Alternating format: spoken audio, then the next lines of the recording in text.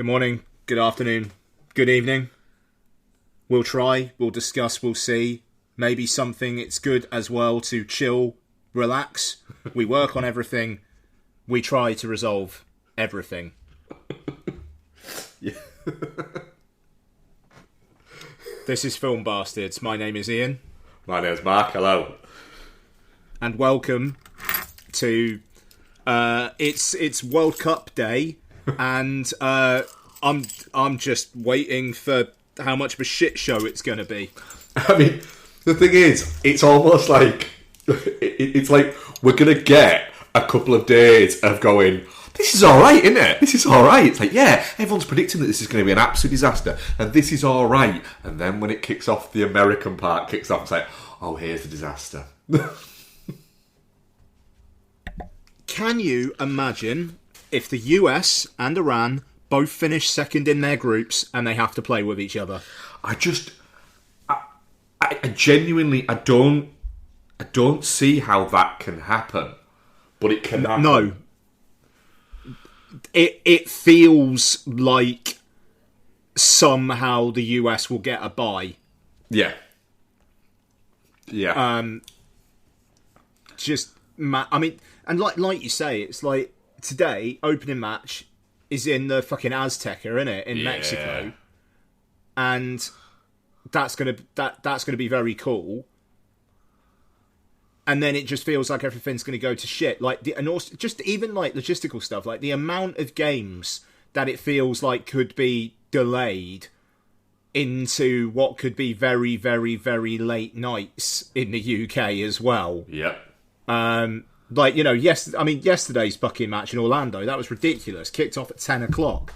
They all looked sunburnt as fuck. So regardless of all that, the US itself can put on big sporting events. It's got an infrastructure to do it.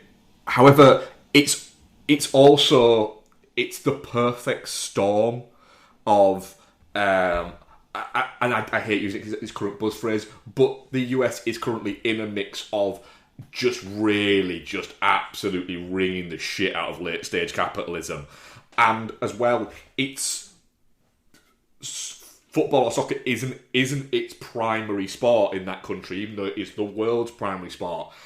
Is the thing is that there's a lot of, I've been listening to a lot of like sports journalists who are saying the same thing of the US don't seem to understand how big football is, soccer is, and how big the World Cup is, because to them, I mean, this is a nation that thinks that for years thought the Super Bowl was the biggest sporting event in the world until people started going, you do realise that around about 150, 200 million watch the Super Bowl. Yeah, it's the biggest sporting match in the world. And it's like, yeah, except over 1 billion people watch Man United versus Liverpool every season. 1 billion. Like a fucking billion. Well, that's the thing, because it was like, I started watching England-Costa Rica last night, and then it was like, I have to go to bed. I have work in the morning. And it's like that Inter Miami stadium. Inter Miami are a big deal in MLS. And that stadium, which is relatively new, I believe, as well. It's brand new. Looks like a lower tier Premiership, higher tier Championship stadium. It looks like the stadium that I believe at the moment Bournemouth are about to start building a new stadium, because at the moment they have their stadium's like 19,000. Yeah, they're building a new stadium, I think, at the moment. It looks like what that stadium will look like. And that's not to denigrate that stadium, because it'll be a very nice stadium. But yeah, it looks like the sort of stadium that Brighton would have, that Bournemouth would have, that Brentford will buy, that these clubs will buy. It's not got the gravitas of historical football stadiums, which, you know, partially because it's new. But then even saying that, yeah, it like you say, it does feel, it's only like 27,000, I think, I believe it is. I don't know, man. I know not every World Cup game can be played in like a football cathedral. Like, you know, absolutely fair enough. And, you know, the Azteca is one of them. You know, like that's a wonderful stadium. Well, or like the location, you know,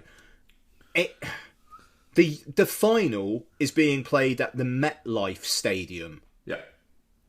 And it ain't exactly the fucking Allianz. It ain't the San Siro, you know, and it just, yeah, I don't know. It has that kind of like, will this do kind of air that it, like you say, it kind of feels like America has for football. Because, you know, the World Cup in 4 years' time, is it like it's Spain, Morocco, Portugal, and then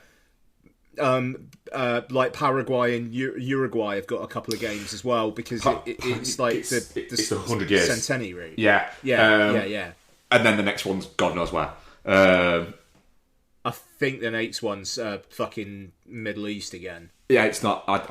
My prediction here, we are on a podcast here, my prediction is the Saudi World Cup gets moved. In the sense that... yeah. The reason being is Saudi doesn't have... It's there's too much, that there is not enough stadiums in Saudi. I think Saudi have decided, you know what? This is just costing too much and we can't be arsed. What we did, we had this big boom a few years ago where we decided, right, we've got all the fucking money in the world. We want people to bring us these vast infrastructure programs, and they just basically went, yep. You want to build a city in the sky? Yeah. What is it? Is that, you mean like a tower block or something like that? No, a literal city in the sky. Is that doable? We'll make it work. You've got enough money, haven't you? Yeah, brilliant. We'll sign off on it. Cost not going to work. And now they're looking at all these things that they started to do, which was hitting trillions, and realised they have all the money in the world, but somehow they were getting close to spending it all. And so now they're kind of reining it all back in a little bit. And I think they've kind of gone, I don't know if they can be arsed with this football thing. Like, we brought Ronaldo here, we brought Benzema here, we brought all these people here, and, you know, there's 700 people turning up to watch them. And it's not like Qatar, where they're, you know, the Saudi league exists. It is its own league. It's not a new league. It's older than the MLS. The Saudi league, I'm fairly certain, is older than PSG are as a team. So it's not like it's a new thing, but there's just not... It can't sustain this. It's being sustained by money going into it. And so, therefore, I just think that they're going to... It might be one of the nations, but then again, I think the idea was always... and this isn't an original idea.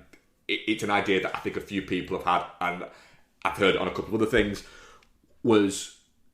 At the time, I think that the idea was give it to Saudi, they can start paying for it, they can build this infrastructure, and then we as FIFA, what we will do is we will bring the Middle East together. So these nations that don't get on, they're all going to host the World Cup. And Gianfranco Infantino looked at that and thought, this is how I get my Nobel Peace Prize, because I've brought all these countries together. And then the guy that he gave the FIFA Peace Prize just caused absolute fucking chaos, and now they all hate each other even more than they did like 4 months ago. It's wild. It's insanity. The problem is, I'm sat going, it's going to be quite funny, but it's like you're looking at it and going, the fucking Uzbekistan team had cavity searches done on the tarmac. Oh, God, it's fucking disgusting. The Iran thing, just, I don't know, man. It's just the fact that they now have such a competitive disadvantage with the whole having to enter and exit the US on the same day. Yeah. I just... Why didn't FIFA just like 2 months ago say, just play your games in Mexico? They asked and Mexico said yes. And FIFA said, no, because it's already all been arranged, and that goes against the arrangements and the deals that we had with the FAs. So you either what was the theory there? In the background is a lot of people's theory was that what was happening there was they were trying to basically get Iran to say, look, we're not coming. We're not coming. So that they could get Italy in. And then the problem was, Italy went, we're not replacing them. No way, we're not getting involved in that. If we haven't qualified ourselves, we don't want to be parachuted in on a default. That is not the Italian way. Bloody straight up. And good old Italy. And so they were like, no, not a chance. So then FIFA were like, right. And then Iran played an absolute blinder by going, well, this isn't because we don't want to do it. We don't feel safe. So if then the US would then have to go, I'd have to go, you shouldn't. Or they'd have to go, we are guaranteeing your safety, which is what they have to say for it to go forward. So they went, oh, we guarantee your safety. So FIFA were like, there you go, they guarantee your safety. And then just down the line, they're just going, well, yeah, you can't stay here. You've got to fuck off. Just, can you imagine if some fucking MAGA Kool-Aid drinker manages to, like, somehow commit some sort of act against the Iranian team? It's just, it is that thing of, because the whole Infantino thing, he looks rattled. Like, he looks... And the other bit there is, he's used to real softball journalists.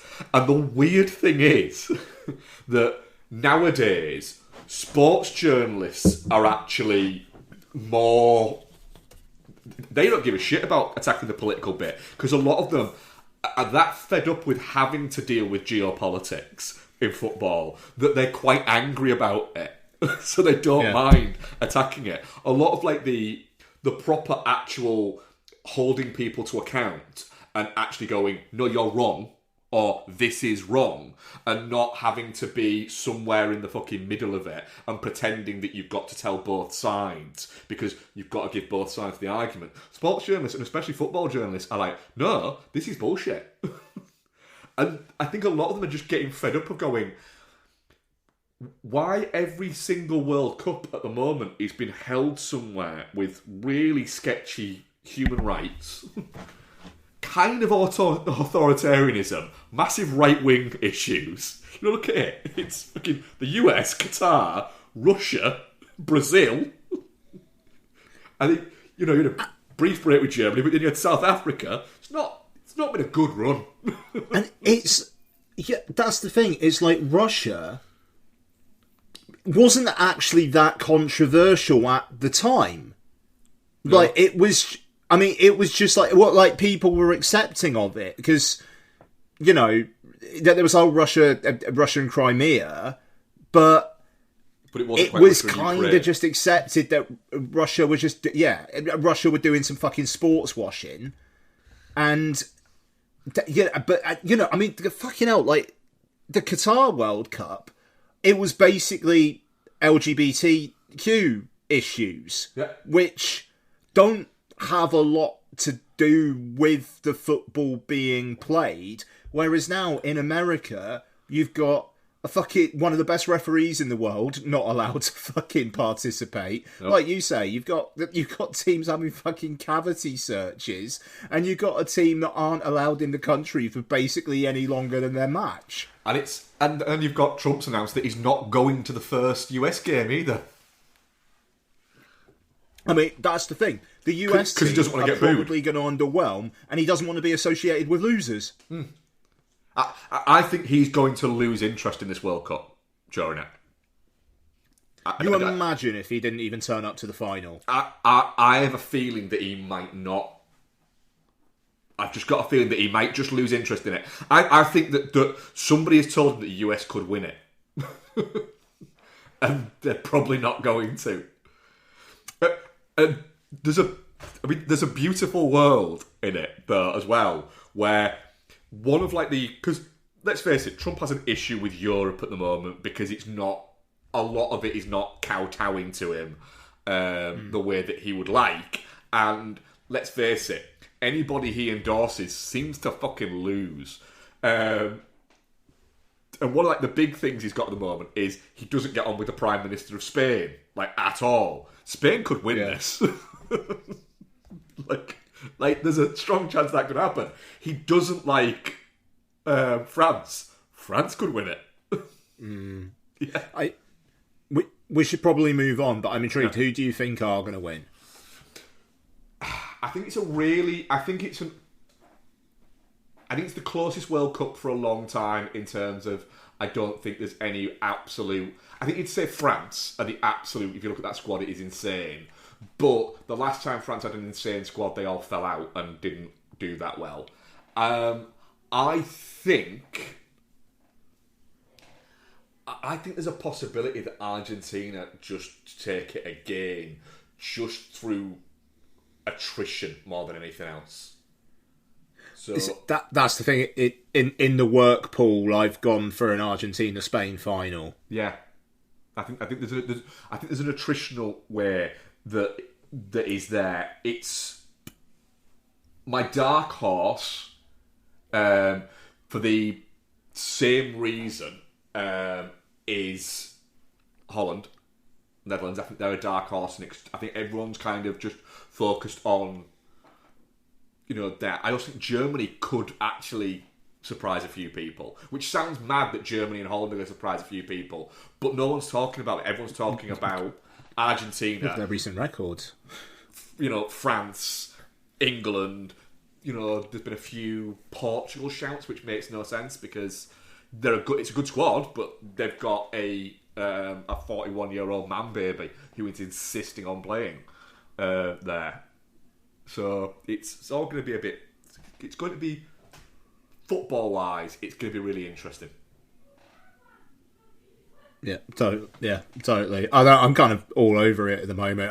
And I know we've been saying in our chat that, like, it's been hard to muster up stuff for it, but it's like I've been devouring fucking podcasts and, tolerating Micah Richards on The Rest Is Football on Netflix.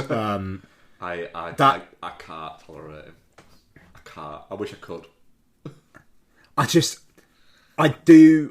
do like Gary Lineker in Fuck It, I'm Not on the BBC mode now. Like, I really like that. Like, they're just effing and jeffing with each other. Yeah, and Shearer's got a bit better now. He actually seems to take it a little bit more serious and actually watches football. I mean, it's mad as well because they've they're not an official World Cup broadcaster or anything, but they've got access to the England camp. There was a pretty fucking good interview with Morgan Rogers on it yesterday. And I don't know, I'll take that over Gabriel Clark on ITV fucking boring on about bollocks. I've never liked that guy, but I mean, I'm just fascinating. Just the fact as well, I liked Gary, and we will move on because this is film bastards, but Gary Lineker being interviewed by The Guardian, I think it was, saying, if I had to be with the BBC, I'd have to be up in a studio in Salford at 2:00 in the fucking morning. Yeah. And instead, I'm basically presenting from Times Square every day. Yeah. You know, it's like fair play. And like ITV's like production value's pretty good as well. Like from the England game yesterday. I get the BBC with the licence fee and all that kind of stuff, but I mean, man, if you're like Mark Chapman or Kelly Cates, you got to be fucking fuming. Yeah, I get the decision in the sense that the last time, I know it was 32 years ago, but the last time they did it all from Dallas, and I think there was only like 2 games in Dallas, and they ended up basically in like an industrial estate in Dallas. And it was an absolute... It was a car crash, the whole thing. I can't remember the guy's name who presented it, but basically it ruined... He said it ruined my career because it was so bad that it all fell on me. Anyway, it's going to be a fascinating 5-6 weeks. Mm-hmm. Fucking fascinating. Right, coming up on this week's show... we've got a couple of reviews for you. So, kind of, after talking about new, fresh directors with kind of like YouTube-based ideas. We've got 2 real throwbacks. We're going to be talking about the Travis Knight directed Masters of the Universe, and the new Scary Movie. Are we doing the new Guy Ritchie as well? Oh fuck yeah, we are. Yeah, I mean, also kind of throwbacky, quite frankly. Guy Ritchie's latest Into the Grey. My apologies, I completely forgot about that. I also watched Milk and Cereal, but Becky's not here. No, so we'll talk about that next week. Her visa was denied. Yeah, no, yeah, exactly. But no, we'll talk about Milk and Cereal next time, because it'd be nice to have a chat about that. I liked it. It's very depressing. I liked it. We're a Pod Syndicate podcast. Please do listen to our friends shows such as Chin Stroker versus Punter, Entertainment Landfill, The Good, Bad, The Odd, The Rewatch Project. Also, just a bit of advance what's coming up. I'm assuming, going to be doing in-person recording for The Odyssey. Yes. We're going to be going up to Captain Cunt's house to go see it. So Bex, Mark, and I and Noel will be talking about The Odyssey. Tickets go on sale this Monday, apparently, at 9 a.m. They keep changing their mind with that, don't they? Yeah, there was a Reddit post, like promoted post from Universal, where it was like you can add it to your calendar. So I literally have it in my iPhone calendar now. The aim is for IMAX 70mm at Manchester Printworks. I really, really hope we can get tickets, and I'm sure we will. I love the fact that Nolan came out and went, just so everyone knows, it isn't going to be as long as Oppenheimer, and it's 8 minutes short. Yeah. I mean, yeah, fair play. But I'm desperate to see it in IMAX 70. Yeah. It'll be my first IMAX 70, as well. So, I think I've only done one 70mm. We did the Hateful Eight back in the day. We did indeed, yeah. Yeah, we did. Where we did the podcast recording where I was literally falling asleep while we were recording it, and I think we were arguing about Carol. We were, yeah. We had to pick it up the next day because I was just like, I literally can't talk anymore. I argued into a coma. That was funny. So some in-person recording and whatnot. That'll be fun. I'm also gonna test, can the electric car that we got last year drive to Stockport on one charge? Nice. I think the answer will be yes. And not having to go 60 on the motorway either. I think I can do proper driving. Yeah, just drive like a car. Yeah. I'm looking forward to it. I think I only had to stop once when I went up to Knowles last time. I think it was once, yeah. Yeah. But it'd be nice to just actually get there in the one and, just get on it. And thankfully, Knowles got a car charger, so it's handy. Nobody cares about that. Right, trailers. It's been kind of a shitload. Yep. And a fair load of shit as well. A shitload, I think, is what you could say there. Yeah, for sure. Yeah. Yeah. What have we got?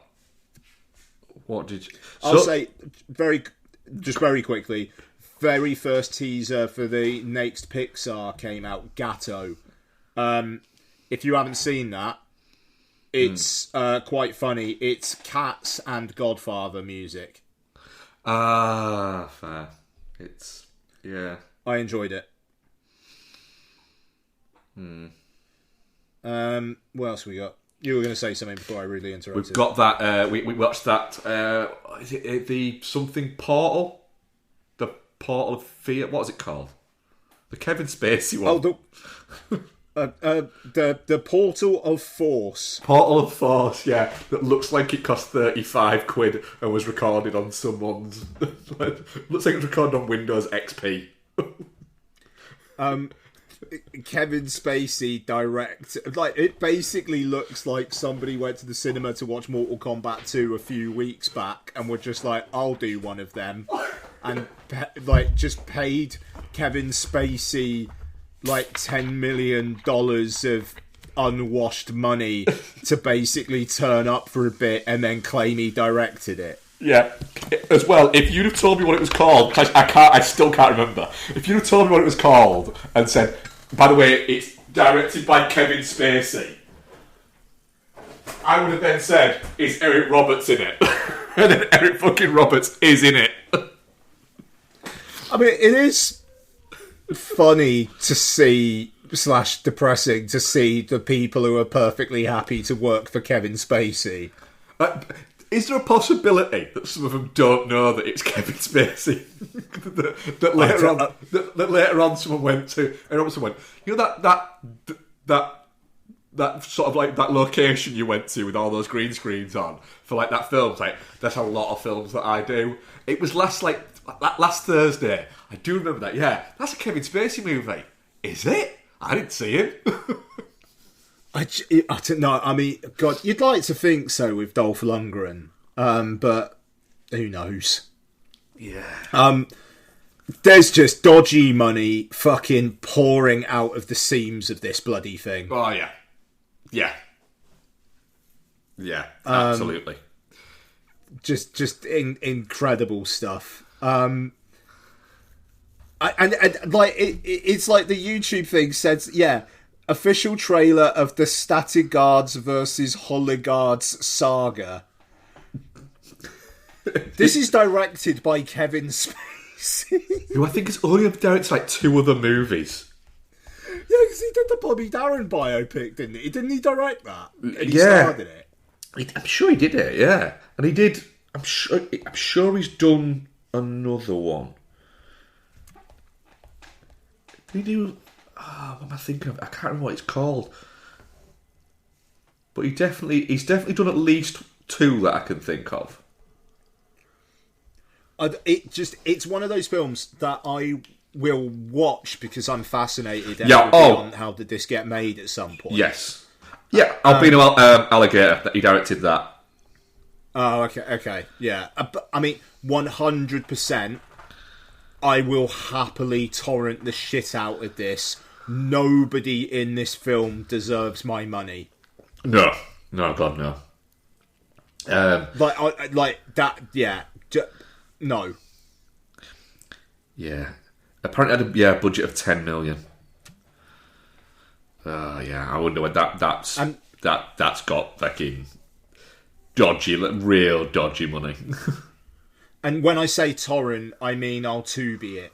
Because I just realised that this all gets uploaded to YouTube and their AI models are like could flag shit. I don't know. I'll Tubi it. I won't torrent it. I promise. Yeah, it'll be Tubi'd the shit out of. The thing is, genuinely, I think once it's on Tubi, I think they give a license fee for it, but not necessarily for like number of views or anything. So as long as no one's actually getting any money from my watching of it, I will take that method. There you go. I'm going to say that. So yeah, it was funded by a Russian crypto billionaire. Well, no, it doesn't say billionaire, millionaire. Fucking hell. Oh wait, it's a guy who was a crypto scammer who's now basically been found out to have been scamming everyone out of their money.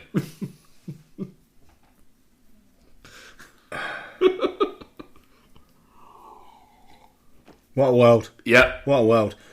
Tyrese fucking Gibson, man. Like, yeah. I mean, surely you don't need that. You don't need this paycheck. Surely. I reckon he does. I reckon out of all of them, he really fucking needs it. I reckon he's the out of all of like the principal cast of what is it? Yeah, he's definitely the Brian Harvey. He has just wasted all of that fucking money that he got. He's eating 2 jacket potatoes, vomiting and running himself over. It's just the name as well, innit? It's like the Portal of Force. The Hologard Saga, the Portal of Force. Just fuck off.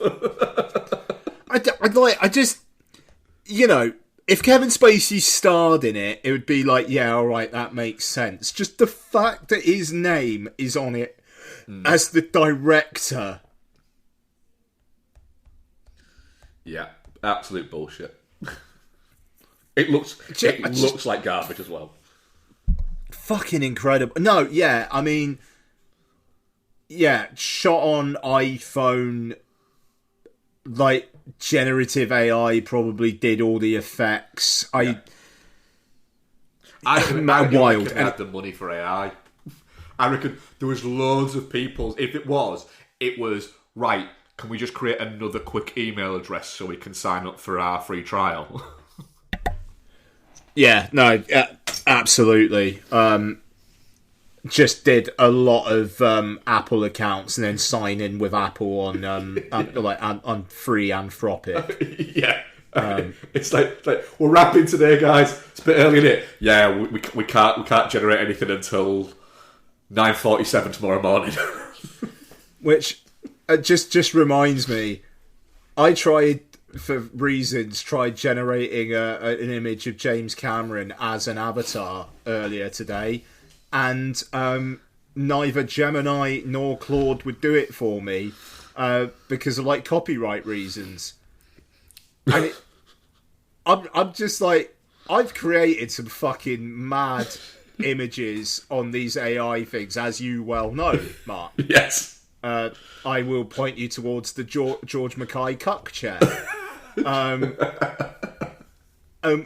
yeah, it won't do James Cameron as an avatar. It's like Big Jim, man. Fair play. Like his lawyers are working. Yeah, it's like when you try and use any Guns N' Roses song on fucking YouTube.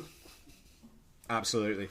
By the way, if anybody wants an image of the George Mackay cuck chair, please do reach out to filmbastards@gmail.com. Yeah. Or maybe Mark, maybe stick it on the Instagram. I will stick it on the Instagram with an apology to George Mackay. I mean, I think it's a fantastic chair. There were various iterations of it as well. I really had to refine it. Oh God!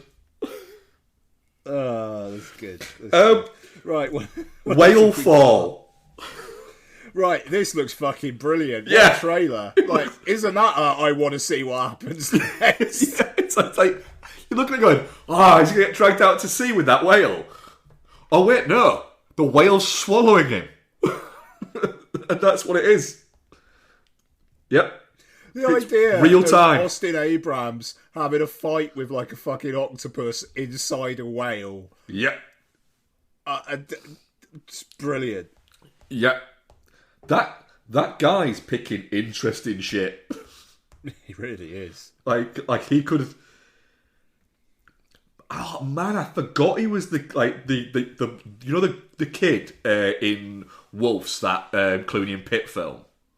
Oh yeah, he was, wasn't he? Yeah, that's right. He was good in that as well, actually. Yeah, he was. Yeah, fucking. I mean, this looks bonkers. Looks terrifying. I can't wait. Yeah, 100%. I don't know whether this is playing in IMAX or not, but I fucking hope it is, because I feel like this really, really big and loud would be something. It said it's IMAX, so you'd assume. Oh, it did it? Yeah, yeah, fantastic. So yeah, I mean that's like I say, having that big in there is going to be good. I reckon lots would be up for this as well, because like I'll show her I need to show her the trailer, because I think she'd just be like, "What happens next?" Yeah, I don't know. Let's go watch. It massively is a. Well, now I need to see that. Is a perfect. That's what trailers should be. Yeah, 100%. Yeah. Fall 2. Yeah, didn't watch this. I haven't seen Fall 1. Ooh. Fall 2. Are they back, but on another big thing? It's different people. Ah. What I will say is Fall's good. Fall is good. fall to dead point, I'm looking at it going, I mean, what I will say is, I'm sure it'll be very tense and it'll be quite fun, but I'm also a little bit like, yeah, you're going to die, mate. You're going to die. But it's got a great tagline that comes up full fucking screen at the end, which just says, "Are you down?" It's like, fair play. It's like, fucking, I hope the person who went, "I've got it, are you down?" literally just brushed themselves off and went, "Fucking done, going for a drink," and someone just went, "Craig, it's 9:15. And it's like, check the screen.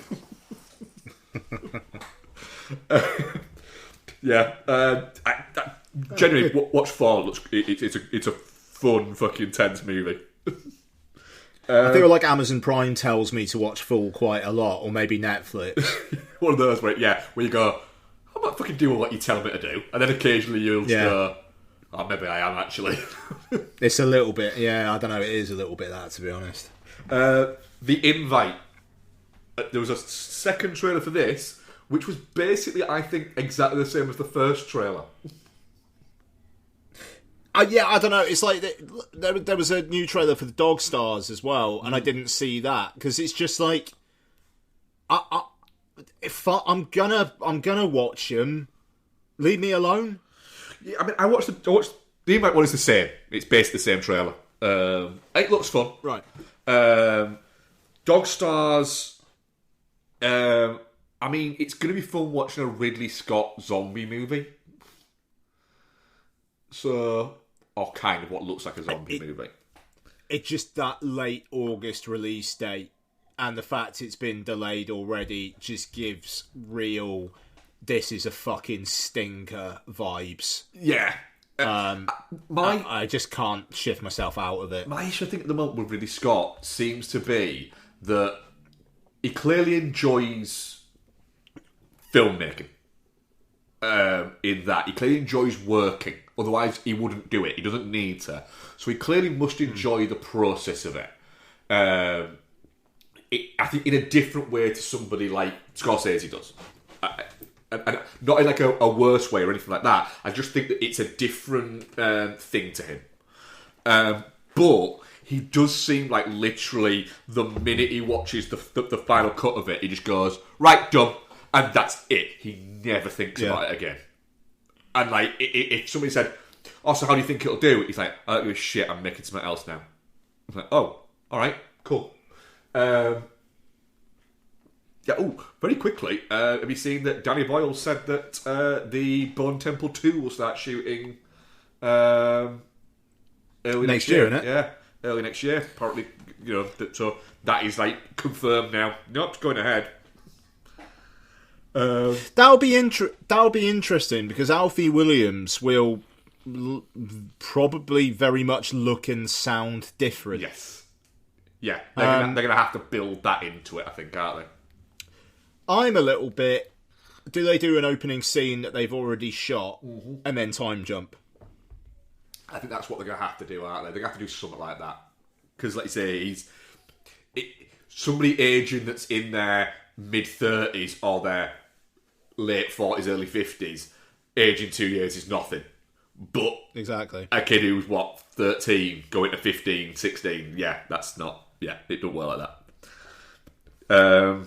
What else have we got? Talking about Olivia Wilde, I Want Your Sex. Yeah. Yeah. It looks fun. It does look, it looks fun. Yeah, I'm intrigued. I kind of feel like Cooper Hoffman. It's almost like Gary from Licorice Pizza if Alana Haim dumped him and just like removed his confidence. Yeah. It's I like the fact that Cooper Hoffman doesn't seem to give a shit. Like, he's just going to do what he's going to do. And Cooper Hoffman turned up in a Gregor Araki film. Yeah, that makes sense. Olivia Wilde, kind of, that she feels right for that, but it feels like something that 5 years ago she wouldn't have done, because I think she'd have thought, I'm beyond that now. Whereas I kind of like the fact that she's gone back to, no, I'm going to do that, because she's quite a fun screen presence. So having her be a fun screen presence again could be quite nice. Yeah. Yeah. Let look at it.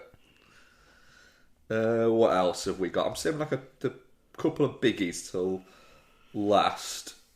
I think that's all I've got apart from the biggie twos. Yeah, no, I'll go with those two, I think. Yep. Right, well, let's go for the one that we're probably going to be more about. So, the Social Reckoning.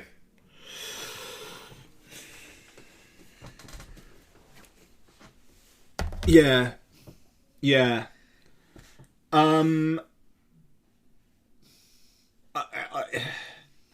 It's a really, really, really, really important story. Yeah.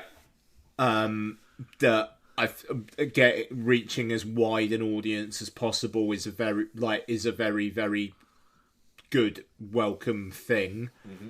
And I think it's just going to be drowned in people talking about Jeremy Strong. Yeah. And it looks like it's directed by Aaron Sorkin, not David Fincher. Yeah, it looks like it's directed by Sorkin's an incredibly talented writer. There's no getting away from it. He really is.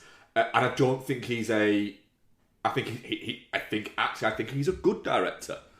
But he's not Fincher level director. And Fincher has they have a very different vibe setting. Like, Fincher has this, he almost, when Fincher's in like his massive groove, there's a kinetic propulsion to his movies. They have they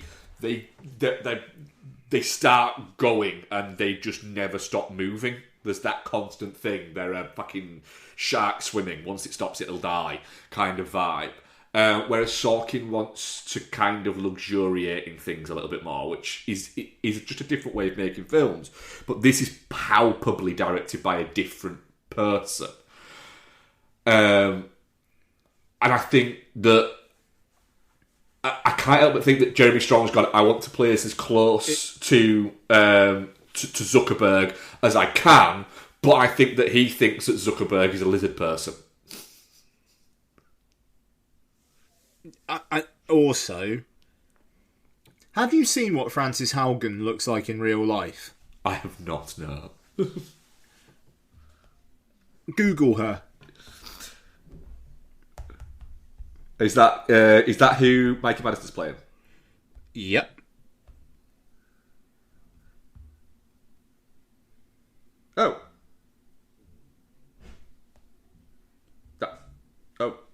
yeah. Quite different then. So what I don't get there then is they don't look like each other at all. But what I also don't like is they've made Mikey Madison look like a normal person, and I don't like it. This is the thing. Mikey Madison looks made to, like you say, normal person. Yeah. Frances Haugen is a white blonde woman. Yes. And the discourse around this is going to be insufferable. Yep. Because you're going to have Aaron Sorkin go in, well, it's the actress, I don't care what she looks like Mikey Madison feels right for the part in the way that she performed it, blah, blah, blah. And I'll be like, no, you do need to cast someone who looks even a little bit like Frances Haugen. I mean, you don't need to cast somebody who even necessarily looks like them, but you need to at least get something like their hair colour has to be the same. Yeah. This is... Mikey Madison has been made to look different, but not in any way like Frances Haugen. No, and I think I have a feeling that's because they went, right, can we get the blonde wig on it? And it come out and gone, that person cannot be blonde. It looks... That would look odd. Like, literally, I have had to just look up the Wikipedia of this film and Frances Haugen to make sure that I haven't made a mistake. Mikey Madison, as I'm on Wikipedia now, Mikey Madison is Frances Haugen. I click through, I get to the Wikipedia entry for Frances Haugen. No.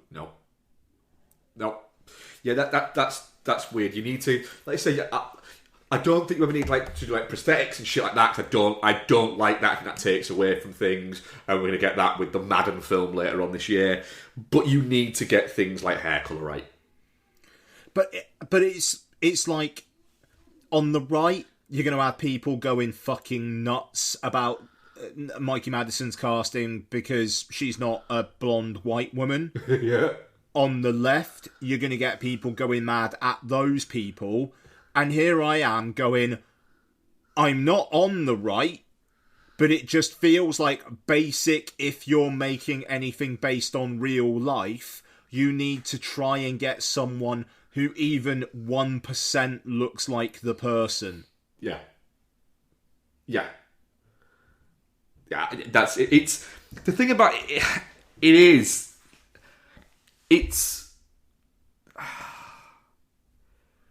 But it's like, but I feel like I'm stunned that more people haven't said that online, because it could be seen as being, I don't know, somehow being a fucking bad thing to say.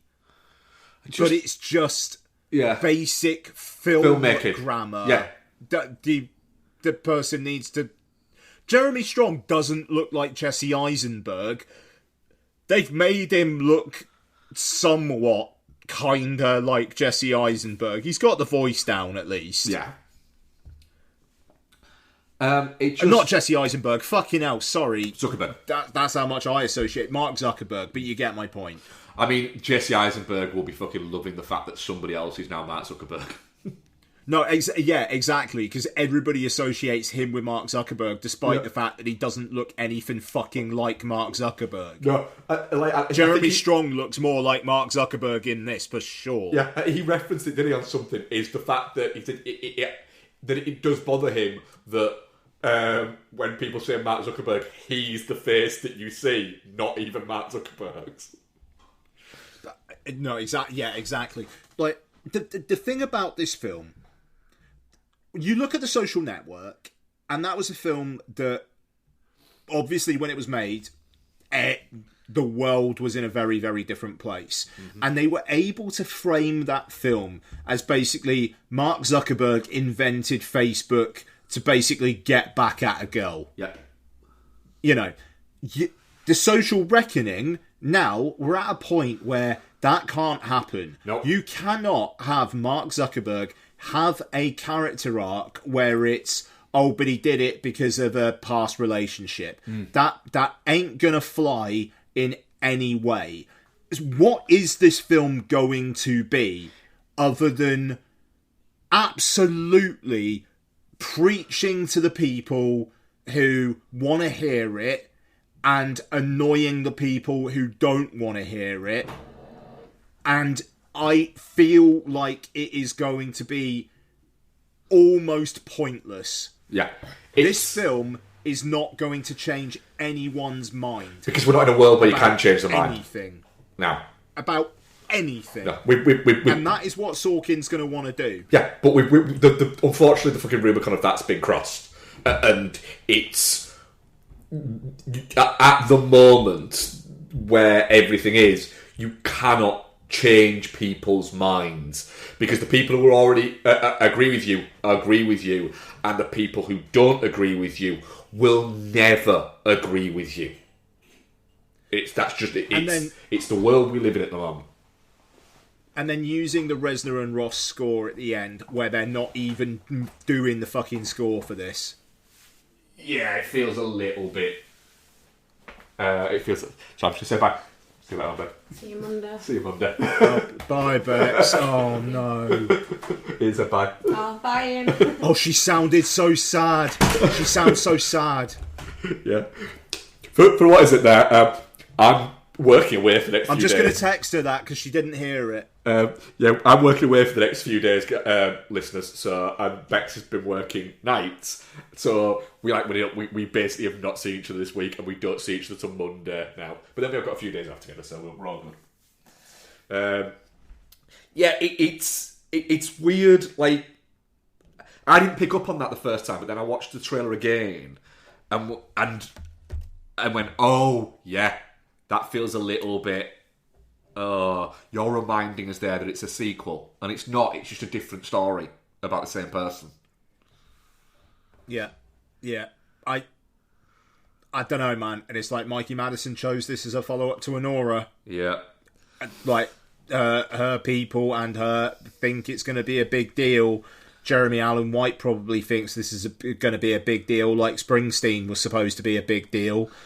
I feel like this is going to be just met with, this is not the fucking film that we need right now. Fuck off. When's it out? Like October. Oh, I'd have got this out after the midterms. Like this, I mean, like this is big awards play stuff, and I don't think it's going to come to anything. Because anybody who mentions it on Facebook will be banned for life. Yeah, I mean, well, Instagram, WhatsApp, mate. I'm sure there's going to be some stuff in here about Elon Musk that Elon doesn't like, so it's fucked on X. Yeah. You just have like the 12 people who are still on Blue Sky talking about it, I suppose. I mean, I don't think there's anybody left on X that isn't either just posting just women getting beaten up or AI videos claiming they're real. I the only reason why this thing even got made is because Sony is a Japanese company. You know what I mean? Like, it just... Yeah. Anyway, and it's really annoying that I don't think it looks that good from the trailer. It wants to be tech spotlight, and it's just not going to be.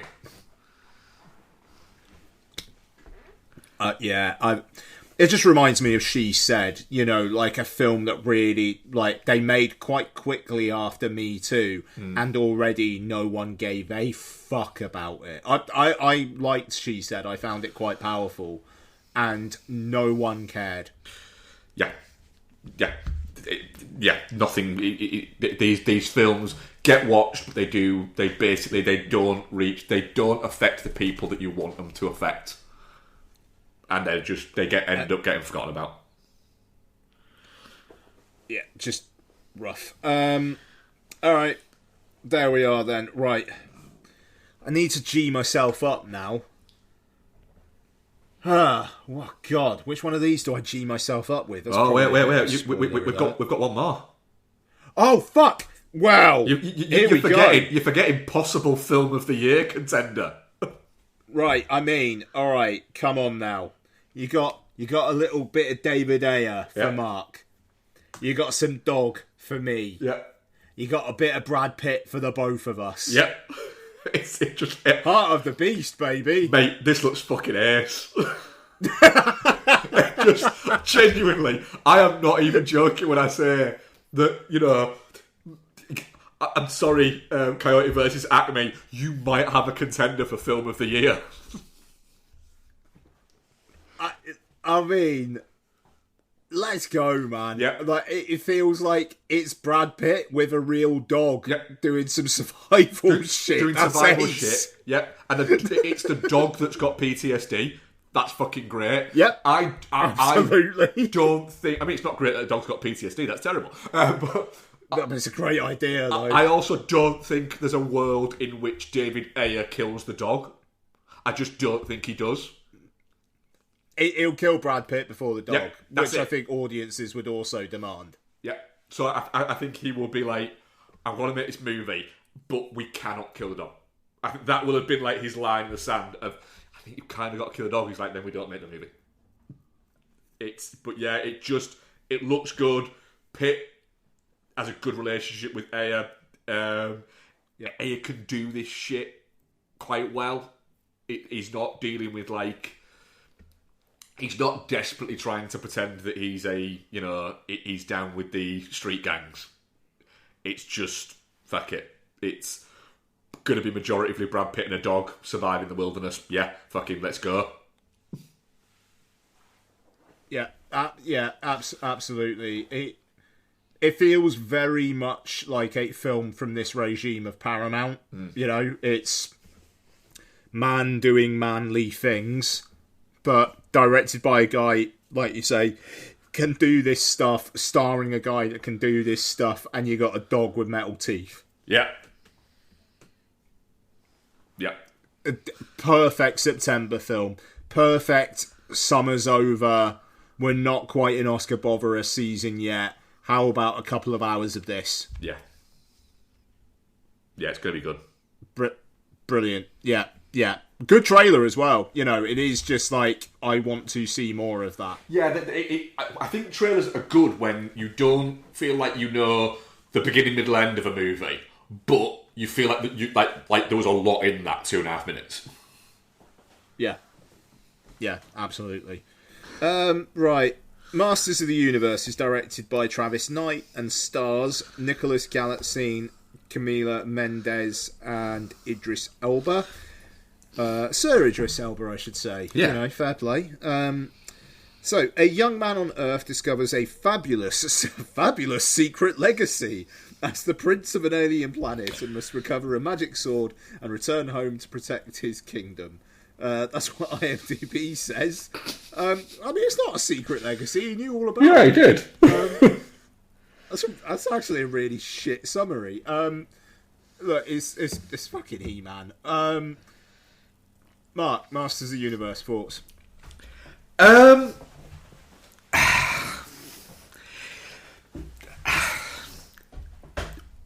Why is it 2.5 hours long? Why is it the longest film ever made? It's... I get the feeling the people who wrote it don't like He-Man, the franchise. They like the kind of camp fandom that is around it, because that's what this film is. It's not actually a He-Man film at all. I found that it was teetering on the edge of spoof, and I think it might have actually just veered into it. Like, have you seen the there's various like Skeletor memes of where he says something and then laughs and says until we meet again and runs away. I feel like that's the only thing that Jared Leto actually ever learned about Skeletor, because that's what he's playing. It's at points a good film breaks out in the middle sometimes of it, but then it is dragged back down by really bad action scenes. The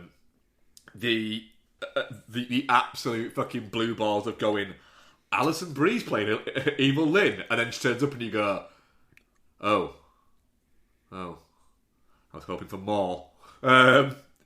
It's... I feel like Idris Elba is playing the same character that he's played in 3 or 4 other movies. Like, exactly the same. It was... Honestly, when he starts having a fight, it's like, my God, you people are moving slow. Really slow. Yeah. And I think Travis Knight thought the same thing. It's why later on he just puts fast forward on all of the fight scenes. I gave it, I think, 2 stars on Letterboxd. I think 1 star of that was for Skeletor in the gym scene. That was good. That was about it. We'll get more into it, but yeah, the annoying thing is that the Nicholas Galton scene. He's good in the movie that is happening. I just don't think the movie that is happening is very good. Yeah. I don't think there's a bum performance in the bunch, really. I don't think anyone's bad. It's just it feels like a film from no, it's fucking lifeless, man. Like it all takes place against CG backgrounds. All the humour is, he's actually a bit of a nerd, but he's ripped. Yeah. The stuff at the end where they're all kind of like doing poses and laughing. Yeah. I didn't know what the fuck was going on there. What that was trying to communicate. It's a lot of the time the cartoons ended like that, where one of them make a quip and then all go ha ha ha, and it'd stop, but it'd be like a freeze on the frame, effectively. That'll work for 12-year-olds. Exactly. Yeah. Like Orko coming up at the end, sure. Yeah. I only knew he was Orko because fucking Griffin from Blank Check voiced Orko in the Kevin Smith Netflix series. Yeah. Otherwise, I wouldn't have a fucking clue who that was. Right. So this is the thing, right? I went 10:30 Saturday morning, and there was 0 kids in the audience, and it was half full. Because it's a show that has had a bit of a, because am I right in thinking that Kevin Smith did a series of it? Have I imagined that? Yes. No, I literally said it 30 seconds ago, bless you. Did you? Sorry. What is it? Yes, don't worry. So, it has had bits happen since. But no kids are watching it. It's nostalgia people watching it.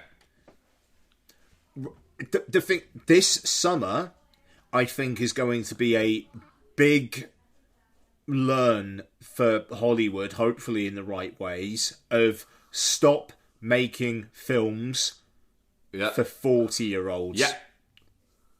No. As well as that, stop making films for 40-year-olds that we are in our mid-40s. We don't want this. What we want is the movie that you were making for 40-year-old dads 30 years ago. We want Brad Pitt and a dog. That's what we want.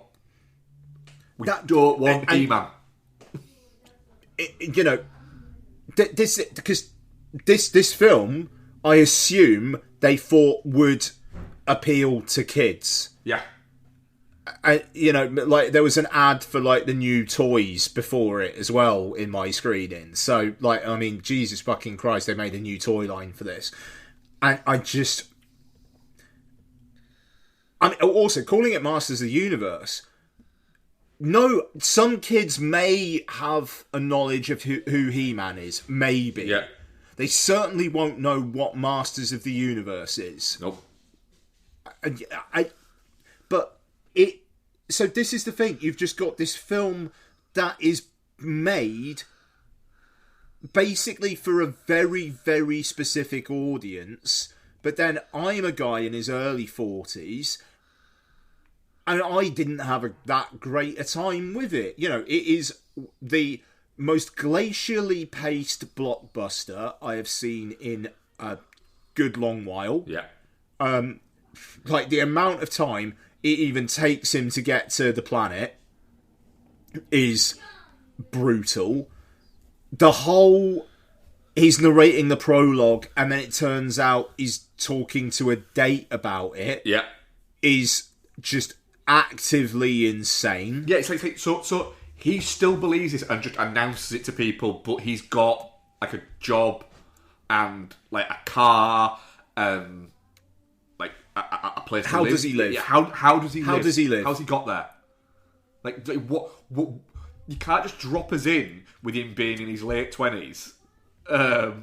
and not tell us anything about like how did he survive? I mean, look, honestly, the two good ideas I think this film had were Jared Leto as Skeletor. You couldn't even tell it was Jared Leto, and fair fucking play. I'm sure they did a lot of manipulation on his voice, but I thought he was alright. And I really liked the idea that all the characters are basically named that because a fucking 8-year-old named them. Yep. That's a funny idea. Yep. Yep. Cast are fine. They're doing their thing. What's your thing on Jared Leto? Because it would appear like that is the thing that's like dividing a lot of people. People are either this is just quite funny within the movie it's based on, or are like I don't quite know what he's doing. No, I enjoyed him. And I like. There's just something about just having a CG skull where it just like the jaw just goes up and down that I just find funny. Yeah. It's like it can't really enunciate because it's just going up and down, so you just got a flappy jaw with Jared Leto doing a decent vocal performance through it. I was fine with that. Yeah, I was. I mean, it's jarring at first, but I think once you let it, you kind of go, okay, this is the movie. Fine. I'm alright. I'm not even. I don't necessarily mean I'm alright with the movie being this movie, but I can't criticise any of the performances in it because they're in this movie, and like you said, none of them are bad in this movie. I gotta say as well, the whole realisation that it's like he had the power in him all along. Yeah. Fuck off. Yeah. Like just fuck off. Yeah. I did enjoy him trying to do the conflict resolution with Skeletor. Skeletor being like, no. No, I mean, I think, no, that was good. The fact he's just like, no, I'm a bad guy and I enjoy it. Yeah. Great. That's fine. Just a good dick. I kind of, I mean, like the very quickly lays out this is the movie it is with Skeletor when he basically has the we're done now, by the way. Like, fucking, can we go now? Yeah. It was like, oh, this is what this is going to be. All right, then. I'm not on board with it, but let's go. I honestly, Travis Knight, I've got a lot of time for, and apparently this was like his dream project. It felt. Yeah, sure, it's your dream project. You're also in your early 50s and you've made a film that apparently is very specifically for you. Yeah. My thing there is, Travis, if this was your passion project, right, then why not just make it with Leica? I mean, mate, the trailer for Wildwood played before this as well. And oh my god! It's almost unfair. Yeah. I mean, I'm going to be honest. I thought it was shit. Yeah, so did I. It was bad time. Yeah, it's shit, and not in a fun, campy. I think if you're going to do something campy, which He-Man is undoubtedly camp, it just is. You can't then, I think, deal with it in the way that this tries to deal with the campiness and pretend you're kind of in on the joke a little bit. You've got to go the way that the original one went. And then having fucking Dolph Lundgren fucking turn up was just a bit like, this was a better idea in your heads. Yeah. This was a better idea in your heads. Yeah, for sure. Okay, what was the poll like? The poll was... Let me just open it up. There we go. No, that's not the right thing. That's not the right thing. Where are you? Definitely not shit 67%, shit 33%. Do you know what? I didn't... Right. I didn't hate it. I think it was shit. I didn't hate it. So if other people enjoyed it, fucking great. All power to you. I'm not going to say you're insane. I'm going to say, well, I'm fair play. Yep, cool. Okay. Let's talk scary movie. And this time I'm going to go with the letterboxed synopsis. I reckon the letterboxed ones might be more accurate than IMDb, so I'm going to give that a go. So this is directed by A Haunted House's Michael Tidis, and stars Marlon Wayans, Sean Wayans, Anna Faris, Regina Hall, and others. So, 26 years after outrunning a suspiciously familiar masked killer, the core four are back in the killer's crosshairs, and no horror movie IP is safe. I'll start on this one. I enjoyed my time with this more than I did with Masters of the Universe. I'll be honest. Maybe because it's like 40 minutes shorter. I don't know. That runtime might be doing a lot of that heavy lifting. Yeah, maybe. Yeah, look. It throws an awful lot at the wall, and maybe 20-25% of it hit for me. But it threw enough that over like the 90 minutes, I thought it was just about okay. I appreciated how much of a grudge the Wayans had against the previous handling of the Scary Movie films. Just on that kind of meta, your average audience isn't really going to know or care about any of this stuff. But the whole what was actually happening, where it was just like, alright, the killers are basically all the original survivors from the first ones because they don't want any young people to come in and like take over. Yeah. I thought that was quite a funny concept, to be honest. Anthony Anderson and Shaq and stuff at the end, I thought that was alright. It went on a bit, but I thought it was funny enough. There's some, like, awful shit in this, don't get me wrong. But then you've also got a actually weirdly woke, for a film that claims to be anti-woke, approach to a trans kid and their dad for a couple of scenes, but apparently Marlon Wayans' son is trans. Yeah, he's been quite... He has, in before this, he's been quite open and vocal about like how he's dealt with it as a parent and how the mistakes he made with it as a parent and how, how people should deal with it. And at the end, he's been quite supportive of the trans community, but also as well kind of been very much like, but it was weird at first. It does shake you a little bit. He's been quite open and honest about it. Which is, fair enough. I'm not going to go ahead and say it's a good movie in the slightest. The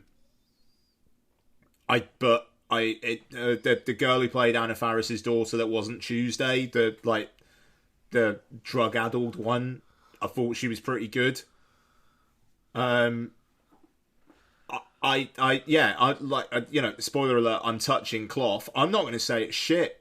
I had enough just about out of it.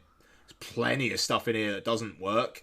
The Ray character, why they even bothered bringing that back, I don't know. Doofy, man,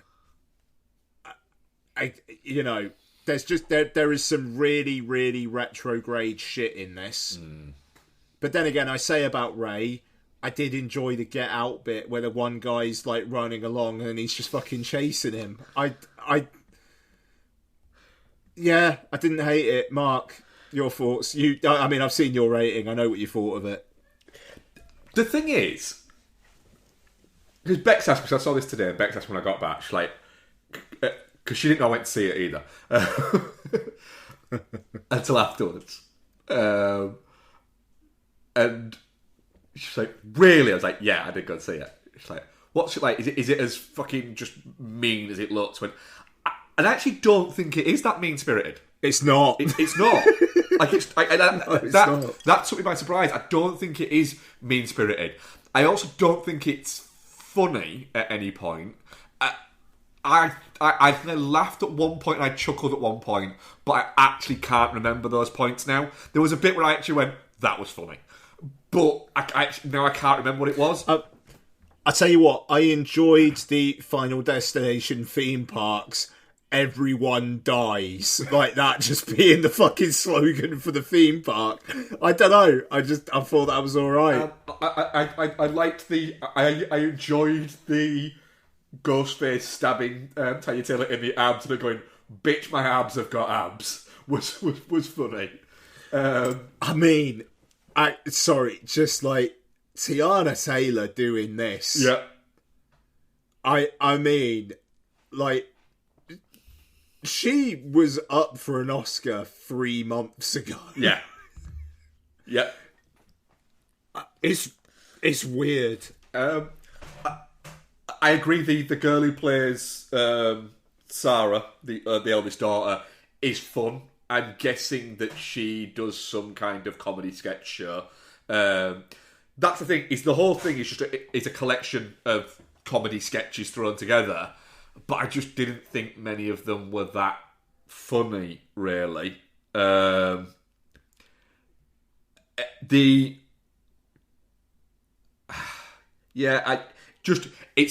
wasn't my vibe. But I'm glad that it wasn't. I didn't watch it and go, like, I think it's shit. I don't think it's a piece of shit. Yeah, that's it. It doesn't feel particularly hateful, no. But bits go on, like the sinners bit in the church service. Yeah, goes on for way too long. Yeah, that goes on. The sinners bits that come up in it feel like they were added later on because they don't make sense. Mate, if this film came out 2 weeks later, you would have had a Backrooms and an Obsession bit, guaranteed. Yeah, that's it. The Sinners bits were definitely later because they don't... weirdly, in a film that kind of does make narrative sense, they don't. Within it. It's... Yeah. The them fucking killing Shaq because of Shazam is quite funny. Yep. But yeah, it's not very good. No, it's not. But I probably would have taken the bet that this would have been in my bottom 10 of the year, and there is no fucking chance it will be. I mean, I think, like I say, I do think it's shit, but I am not gonna go, seriously, what the fuck is going on? It's, they're gonna do another one because this has done insane money for like a 30 million budget. I do think there's a little bit of like a lot of people have been going, oh well, why did Anna Faris has done much? She barely does anything nowadays, and there was kind of a little bit of a, this is why. And her thing was fun 20 years ago. 30 years ago, even nearly, what it'll be ticking on for. I just don't think it's as fun now. But yeah, and Regina Hall was just... a lot of the bits with her, I was like, right, you're not funny in this. Not a lot of people are funny in this, but you're aggressively not funny. I think her and anything with her, any of the skits with her or Shawn Wayne's in it were just not. You could have easily cut them out, and you'd have probably had a funnier movie somehow. Yeah, I don't know. I think that's probably fair. The weapons bit, considering Weapons has been out for a while, the best that they had was the kids do that thing because they're high. Yeah. Which kind of feels a little bit like... That feels like you could have done more there. What I will say is the character Shorty. Do you think that's what... what's his name? Fucking his name's not... Do you think that's what Seth Rogen thinks that he is? Like, as himself? with his constant. I don't think anymore, mate. Like, he won a bunch of Emmys and stuff for the studio. Like, Yeah, but he does. I don't necessarily think. I don't think he thinks he's hot shit, but I think he knows he's No, hot shit. I mean the fact that I think that he thinks he's like that. Yeah, I wish I could have a ganja fucking bit curved in my hair. And the fact that he will not go. He is literally the fucking the woman chasing the ice cream van, and it stops, and the ice cream guy goes, "Oh, what can I get you?" And she goes, "I can't, I'm vegan." And then walks away. He chases people down, stops you, and goes, "I like weed," and then runs away. I was just like, this is the thing. My brain was wandering a lot during this movie, and it's 90 minutes. Seth Rogen in his 60s and 70s is going to be really, really fun. yeah, probably, yeah. But yeah, like I said, I can see how some people could enjoy it, but yeah, it's not for me. Yeah, no, fair enough. Yeah, touch of cloth and shit. I think that's probably fair. How'd the poll come out? Poll came out. Yeah, shit, 100%. Yeah, all right, fair enough. Okay, let's get into some what we've been watching, dude. Go ahead. Right, what have I been watching? So I rewatched La La Land.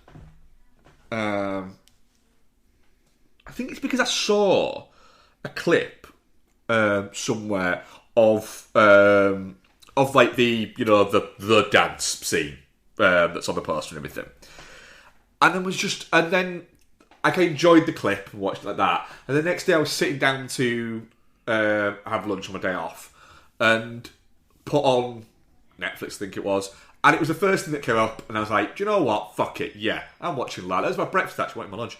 I'm going to watch La La Land. So rewatched La La Land. It gets better every time I watch it, this movie. And it was already pretty good when I fucking first watched it. Nice.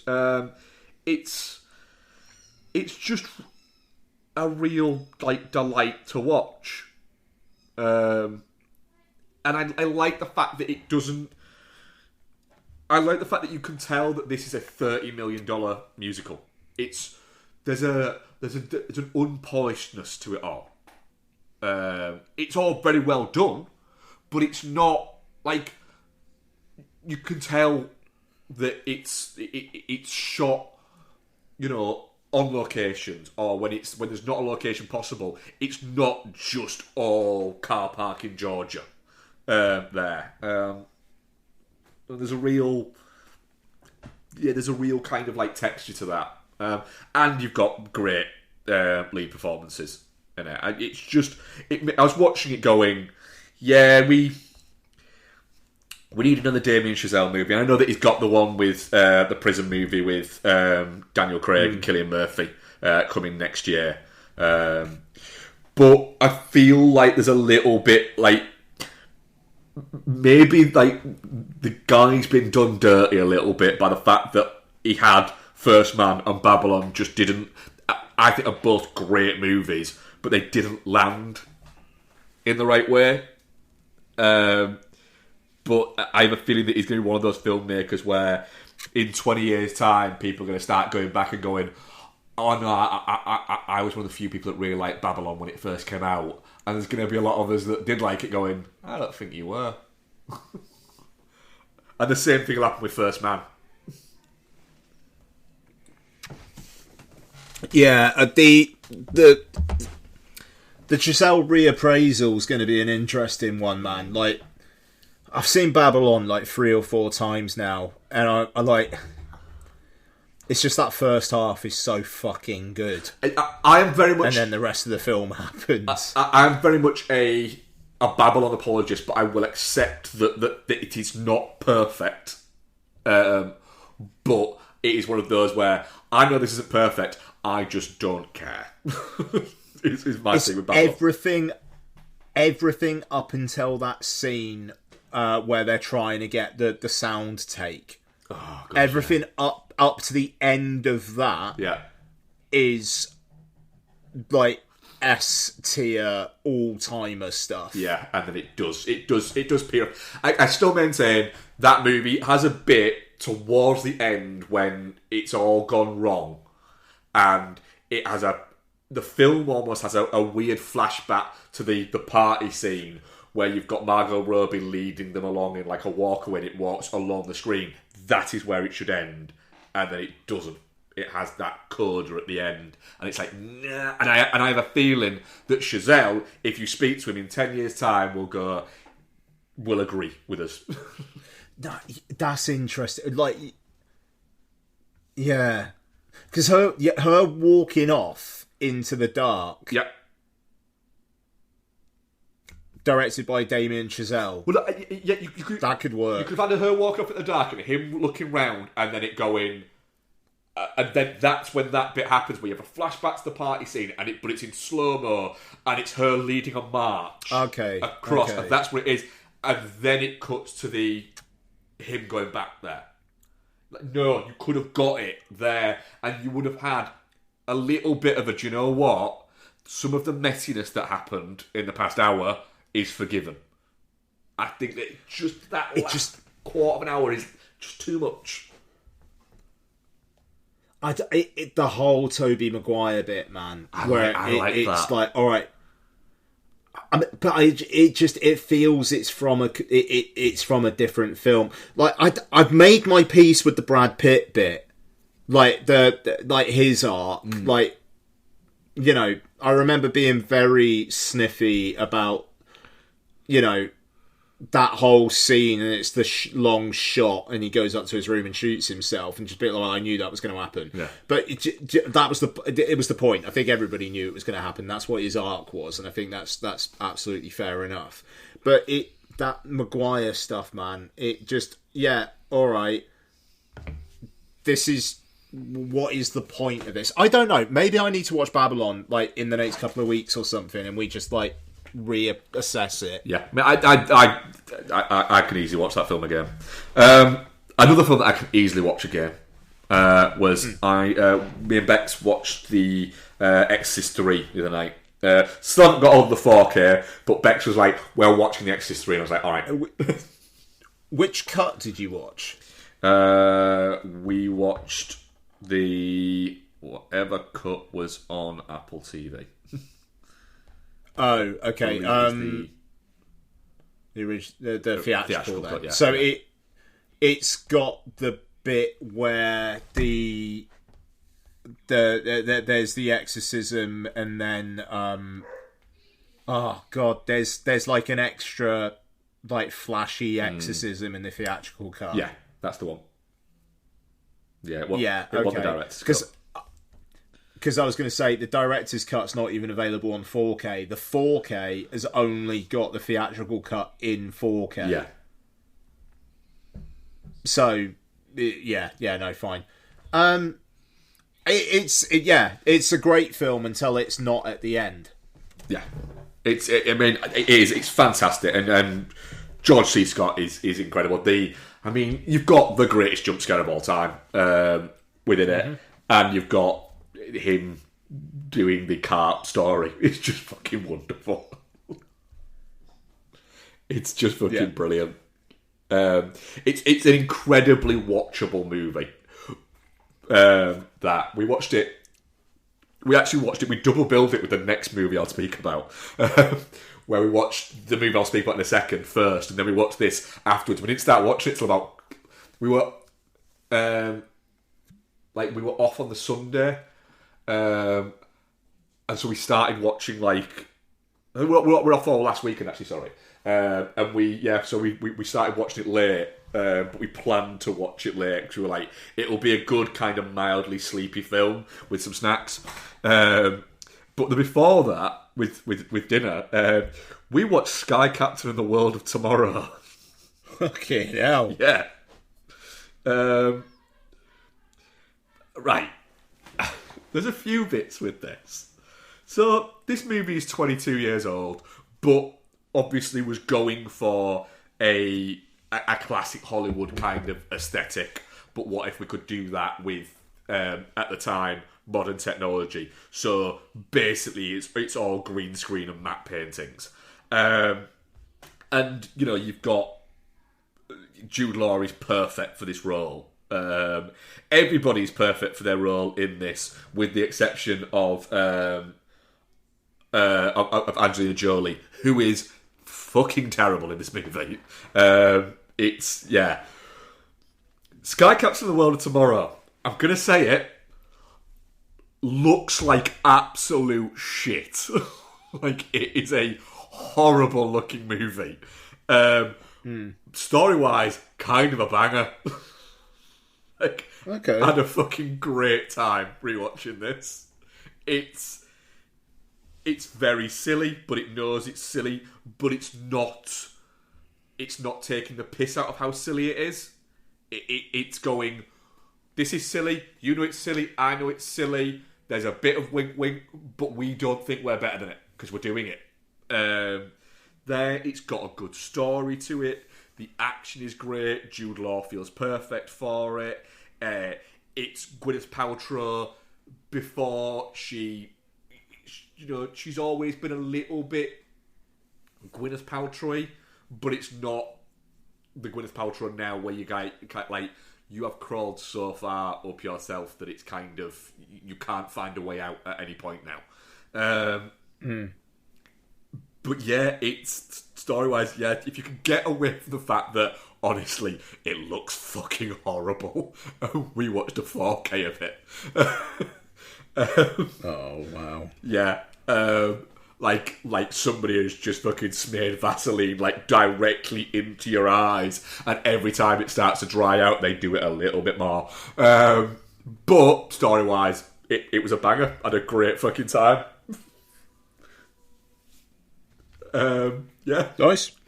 And finally, for me, watched the 1991 Christian Slater, Patrick Dempsey gangster film Mobsters. Have you ever seen this? No. Right. It's fine. It's okay. The issue with it is desperately, at every single point, trying to be a different movie.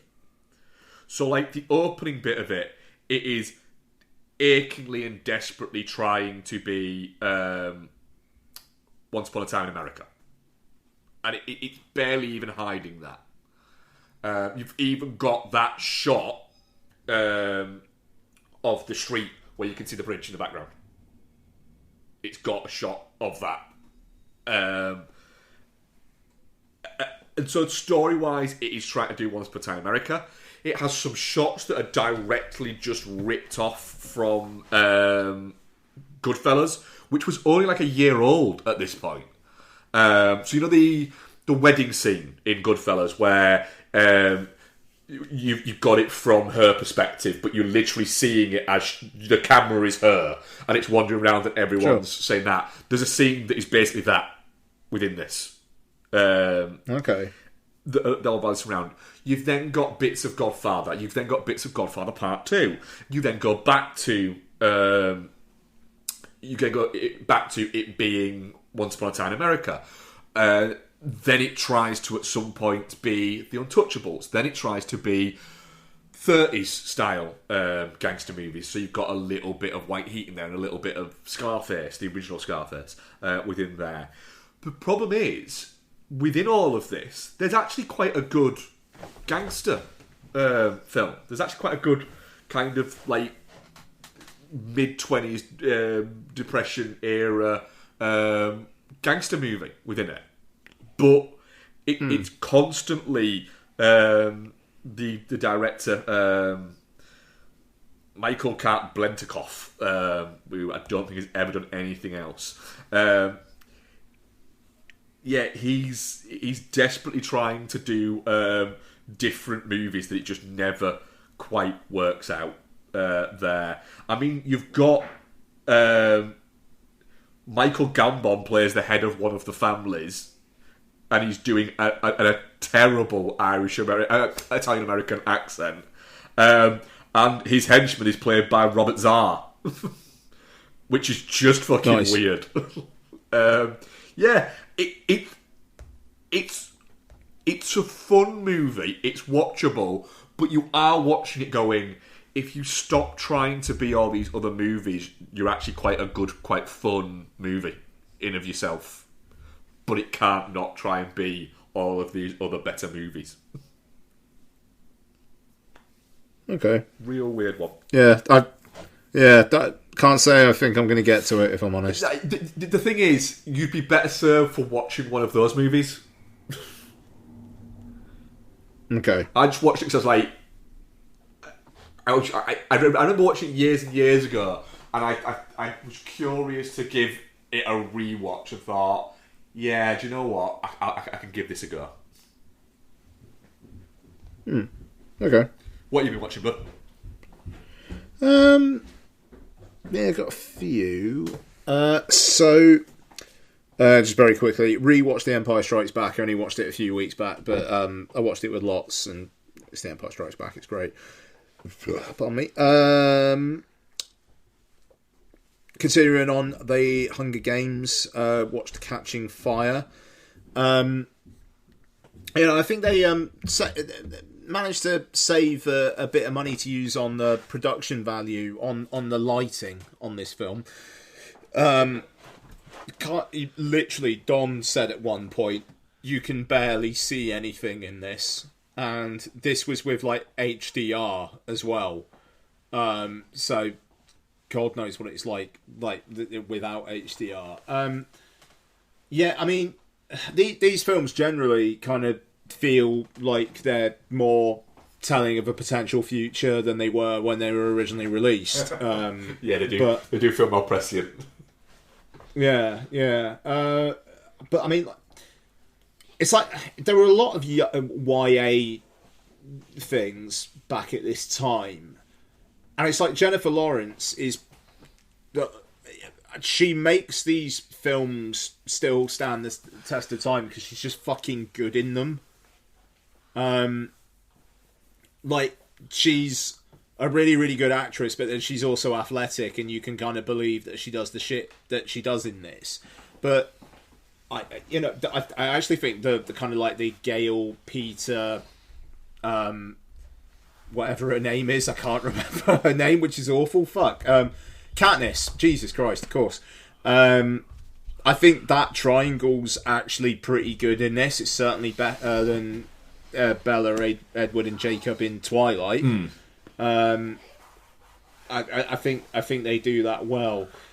And I forgot that Philip Seymour Hoffman turns out to be a double agent in this, and he's actually a good guy. I enjoyed that. Yeah, it's good. It's good. Stakes are raised nicely. The idea of, alright, we're going to do Hunger Games, but with all like past victors is a nice concept. And then, do you know what? Like Mockingjay, they kind of get out of this and they start doing other things. So I'm looking forward to the next two films to see how they hold up. I've enjoyed my time with both these Hunger Games films. Okay, then I watched Fuse. Which is David Mackenzie's latest, and I mean, like he had Relay only last year. He hasn't made that many films. No. And now we've got 2 in 2 years. So, Fuse. So basically, there's this unexploded bomb discovered in a construction site. Aaron Taylor-Johnson plays a kind of like a bomb disposal expert who is drafted in, but he doesn't play by the rules. And while this is happening, Theo James and Sam Worthington are robbing like a diamond exchange nearby. And Gugu and Bathara's kind of like the police liaison. And so they evacuate everybody, but then they do like heat scans of the area, and it's like, what's going on there? Because it's these guys trying to rob this place. It is great for the first 40-45 minutes or so, while it's like setting up all the pieces. Very tense. You don't know what's going to happen. Like, the criminals that... Like, Theo James is this guy who the others don't really know, and he's been drafted in, so there's a bit of, like, are you going to fuck us over kind of stuff. And then you've also got, there's a fucking unexploded bomb. Is it going to go off? How do they make sure it doesn't go off? So, there's a lot of pieces there. And then things happen. Oh. And then it gets less interesting. And then there's a twist. And it's like, oh. And then they do a flashback at the end. And this has come from a completely different film. And then there are ending titles about, and then this happened to this character, and this happened to this character, which then again feel like they've come from another completely different film. So it just feels like this film that maybe just got noted by producers into oblivion. I don't know. But it got a cinema release as well. Yeah, it got a small cinema release, and it's in the UK. It's a Sky original, and you know, it's a decent cast, and they're all right. You know, they're fine. They're doing their thing. Gugu Mbatha Raw's completely wasted, but Gugu Mbatha Raw just can't seem to get cast as a lead in anything, and that's a crying shame because she's fucking good. And honestly, mate, like, the last 20 minutes in particular we've just gone off a cliff here. And yeah. And then, like I say, the closing title cards, it's like, it seems to think it was like a caper. And the rest of the film wasn't. It very, very, very odd bit of work. Sorry,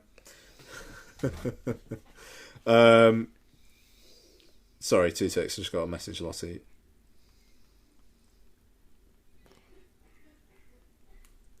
Right. So yeah. Very weirdly made. I don't feel like David Mackenzie signed up to this screenplay doing what it did in the last 20 minutes, and it felt like he was forced to. So, yeah. If he did, better quality control, sir. It's alright while it's on, and then by the end it's like, oh, fuck's sake. So, there we are. Okay, couple more. Propeller One-Way Night Coach, directed and written by John Travolta, based on his book. That nobody bought unless they have the name Travolta. Yeah. Look, I mean, I don't know how the fuck he hoodwinked Apple TV into financing it. It's very, very, very sincere and made for no one. It is 62 minutes long, 55 minutes before credits, and the opening credits are about 3 minutes long. So you've got about 52 minutes of actual material. And it's John Travolta basically playing himself, going on some plane rides with his mum. He notices that his mum is friendly with a guy on a plane, and then insinuates basically that in a hotel room that night she just fucked a random stranger. His daughter plays a girl who he has a crush on, and then in the closing voiceover says he later married her. There's a 15-year difference between the child actor and Travolta's daughter. It's very, very odd. Yeah. But really, really good production design. You could tell Travolta really liked planes and first-class areas of plane interiors of that time. And he got it out of his system. Yep. the fact they played this at Cannes is really, really funny. Yeah, it's really weird that. I mean, apparently the book is a children's book, so yeah, I'm sure. I'm barely convinced John Travolta's a fucking human after watching this, to be honest. But you know, I mean, what I will say is, John Travolta, fair play. He's clearly just got a lot of money. But Apple TV put this out. I don't. The thing is, there's no other production company logos either in front of it. So I do think this might have actually been self-financed and like I believe it was sold it to Apple. Yeah, which you know, which just strikes you as like, I don't know. He's got shares in Apple somewhere. He's gone, look, I will give you 50% of my shares if you just release this on your platform. Yeah, They've watched it and gone, do you know what? It doesn't look like shit and it's harmless enough and barely anyone's going to watch it anyway, so it don't matter. It's very sincere, and this is the thing, man. It's like, if he hasn't spent anybody else's money on it and he was happy to do it, then do you know what? Fair play. It's a bit like Megalopolis in that regard, other than the fact that Megalopolis probably cost like 120 times what this cost. You know, but, you know, Coppola sold all his shit and made what he wanted to make, and you can't. I mean, Megalopolis is awful, but you can't begrudge Coppola that. And it's the same with this. And do you know what? If you were to say, what do you want to watch again? Propeller One Way Night Coach or Megalopolis? I'd say Propeller One Way Night Coach because it's half as long. Yep. You know. Yeah, there we are. John Travolta, fucking maniac. Last one is Marty, Life is Short. Oh, this documentary. Yeah, Netflix documentary about Martin Short, directed by Lawrence Kasdan. So, I compare this to that Eddie Murphy documentary that came out last year, Being Eddie. Yep. In so much as this film is kind of doing the same thing, except with Marty, Life is Short, you get the impression that people like Martin Short. Being Eddie basically had people who were kind of working with him lately being interviewed. This, the people agreeing to like kind of be interviewed on camera, Steven Spielberg, Steve Martin, Eugene Levy, Catherine O'Hara, which this might have been the last thing she did before she died. The fact that, very quickly, I'm on the it's IMDb, because it doesn't have Wikipedia, and they're all listed, like the cast members are listed as actor and friend. Like producer and friend, so like yeah, it just backs up what you were just saying. They all seem to like him. This is the thing, man, and it's like there's a lot of home movie footage, you know, and it's oh god, what did he call his place? It was something Harbour. It was like it wasn't Hug Harbour. It started with an S, but it wasn't Shag Harbour. Oh god, I can't remember what it was called. That's going to really drive me insane. But it was just a really Snug Harbour, and it's just like it's just a place that his wife bought. He didn't even see the place, and it was just like this like little paradise in Canada. And they do all these home movies where Steven Spielberg's there, Tom Hanks is there, Kurt Russell and Goldie Hawn, you know, like Eugene Levy, Catherine O'Hara, just all these people just piling round his place because they like Martin Short, but also they maybe like his now past wife even more. And it's a really, really nice tribute to her as well, and what she brought to his life, and it's lovely. I didn't really learn anything other than people seem to genuinely like Martin Short, but I think that's kind of what this film was actually just trying to do, and you absolutely see it. and he seems charming, really, really good with like kids, like good with animals, just a nice guy. And it was just like a bit of a hug of a documentary. Yeah, it talks about his career and the ups and downs and stuff like that, but it's mainly focused on he cares about the people around him. And you know, when his wife passed, he just like got out on the road and stuff, and he just wanted to entertain. And it wasn't because he couldn't face things, it was just because it's just what he wanted to do. It's how he found he finds happiness. Keep on talking in the fucking past tense. And it's yeah, man. It's a lovely, lovely little thing. Oh, nice. It's on my list to get to. Yeah, you know, it's not essential in the slightest, but like he called his fucking like Canadian kind of like harbour house snug harbour. That's just nice. It does look snug. He does. It does seem like a nice guy, like a genuinely just like a person who greets the day well. And it's just like this footage of like he have like get-togethers at New Year's, and the like his living room was packed. Yeah, you know, and people don't go somewhere for New Year's. You know, unless they want to be there with stuff like that. Yeah, you know, it was very cool, very cool. So let's talk about, you know, we were talking about that Kevin Spacey film earlier on. Here's another film funded by not dodgy money, but you know, money you think that fucking Saudi money. Money you think these people could go. Might be rich enough. Yeah.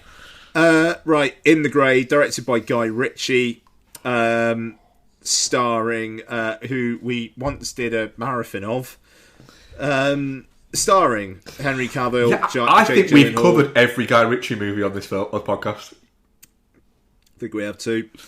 Henry Cavill, Jake Gyllenhaal, Isa Gonzalez, Fisher Stevens, and Rosamund Pike, and Carlos Bardem, who got the "and" in this.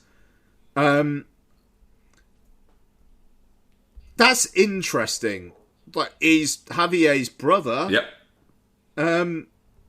He's been in films. Him getting the "and" when Rosamund Pike is in this. For a few scenes. Yeah. Feels odd. Right. A covert team of elite operatives are living in the shadows. When a ruthless despot steals $1 billion fortune, they're sent to take it back. Oh, from a bank, by the way. Yes. Yeah. They've just stolen from a bank. Yes. They're sent to take it back. An impossible heist that erupts into a deadly game of strategy, deception, and survival. Not really. Doing some heavy lifting, that fucking letterboxed synopsis. Mark, In the Grey. Right, I'm going to start by saying I enjoyed my time within the Grey. I think I said grubby to you, though, innit? What? Grubby. Yeah. It is one of the most that'll do first draft movies I think I've seen in a long, long time. But one of the things I did like about it is it's almost like that, like fucking Guy Ritchie was sat around, probably like in his garden at his very nice London home, around his really nice barbecue, probably with Cavill and Jake Gyllenhaal, and gone, it's a really good idea for a movie. And it's already been financed because I'm getting money for it, and it's going to be shown on it's going to be shown on planes that are owned by an airline.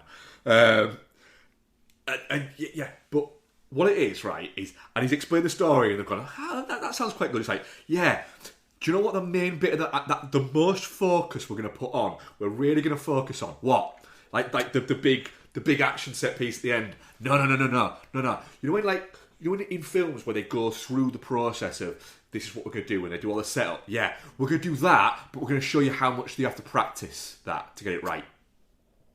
It's just going to all be, but we'll do the big action scene at the end, but everything will go wrong. But we're going to show you practicing it, just going over it and over it again. That is going to be like the middle chunk of the movie. All right, bold, let's give it a go, and then that's what happens. And this film's like 95 minutes long as well. But I didn't imagine that, did I? The middle chunk of the movie is them practicing for these things. And I'm thinking, all the time thinking, right, hang on a minute.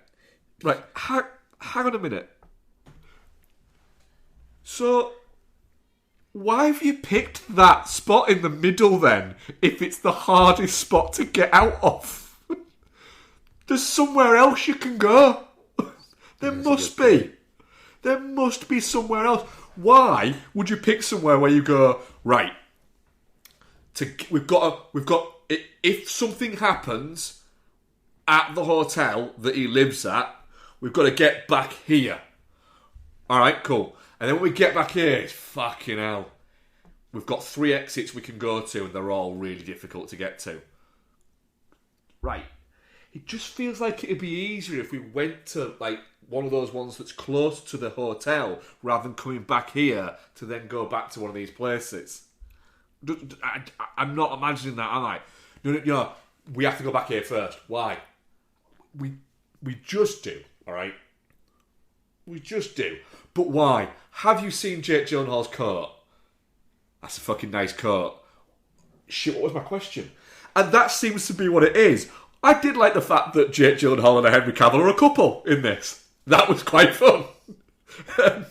Yeah, it's fucking Isa Gonzalez. I've liked in things. She's not very good in this, like at all. And she's also the lead of the film. Yeah, which is.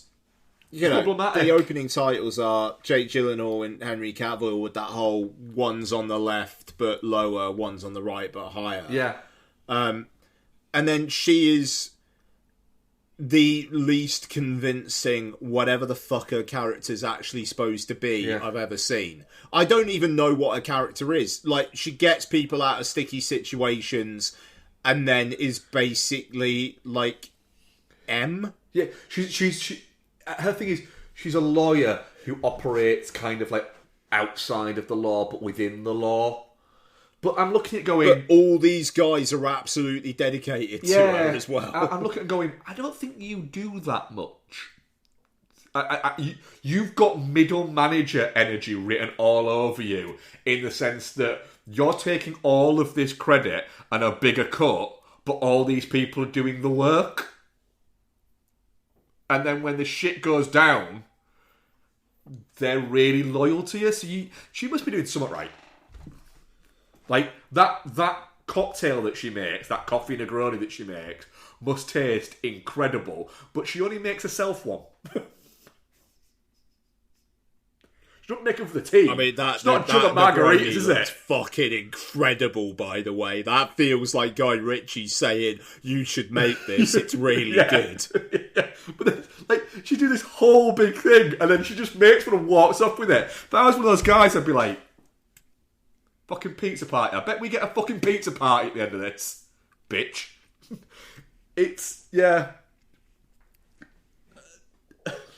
Weird fucking movie. But I didn't not enjoy my time with it. What do you think? I thought it was really depressing, to be honest. I thought that there was there's some decent action in it, because, you know, Guy Ritchie can direct decent action, but it felt like, okay, we're going to take a bunch of money from Saudi. We're just going to make this fucking thing, and then we're going to have some brilliant meals and some lovely drinks every evening. Yeah. We're going to shoot this for 6 weeks, and it's basically going to be like a holiday. Oh, yeah. It very much is. Hey, Jake. Hey, Henry. do you want to just hang out in Tenerife? Just fucking like, we'll film for like 4 hours a day, and then the rest of it will be like fucking just chilling, jet skis. We'll do some, you know, we'll have some real fucking good movie. It'll all be on Saudi dime. Yeah, exactly. It absolutely disappeared without a trace in the US. There's no word of a UK release. I don't know what Guy Ritchie is doing. Yeah. Other than, you know, he's appeared at like Saudi film festivals and stuff like that as well. It just seems to be what he does, and then he directs some TV for Netflix every now and then. And, you know, it's a living. But that's the thing. This is the most...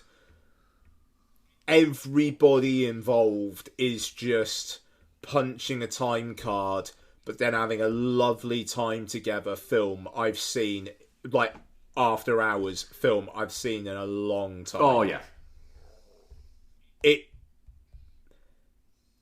It's the couple's retreat of action films. Yeah. It's the fact that the budget is not really listed anywhere just tells you all you need to know about where the money came from. Yeah, I you know, it's like, I don't begrudge him apart from the fact that I watched it. You know, if I didn't watch it, I'd be like, yeah, all right, you do you make that bank. Fair play, you're not hurting me.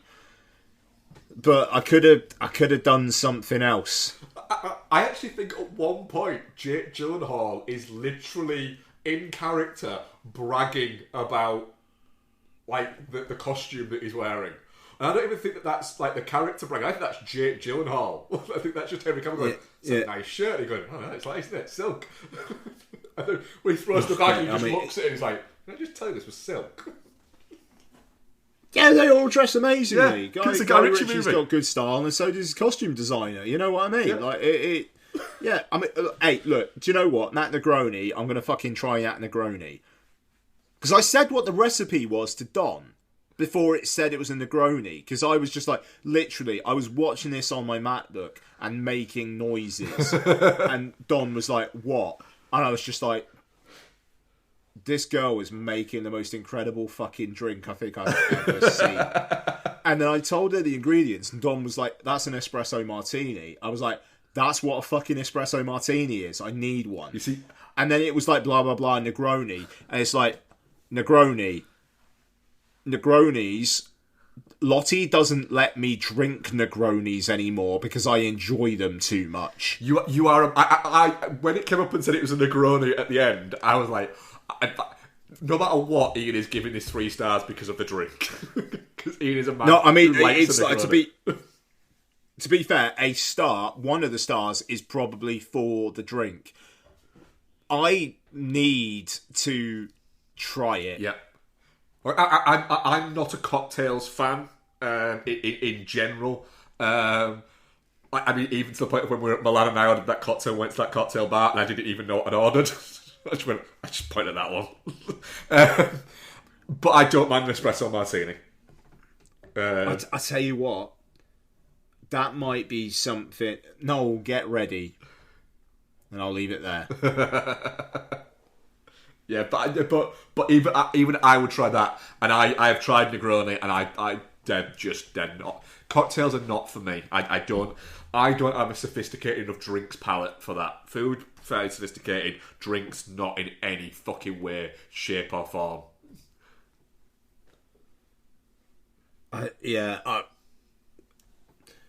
It's awful, but it's just like, I got so drunk on the Negronis one night that Lottie was just like, you can't do that again. Like, it's shit she actually might tell her therapist about in the future.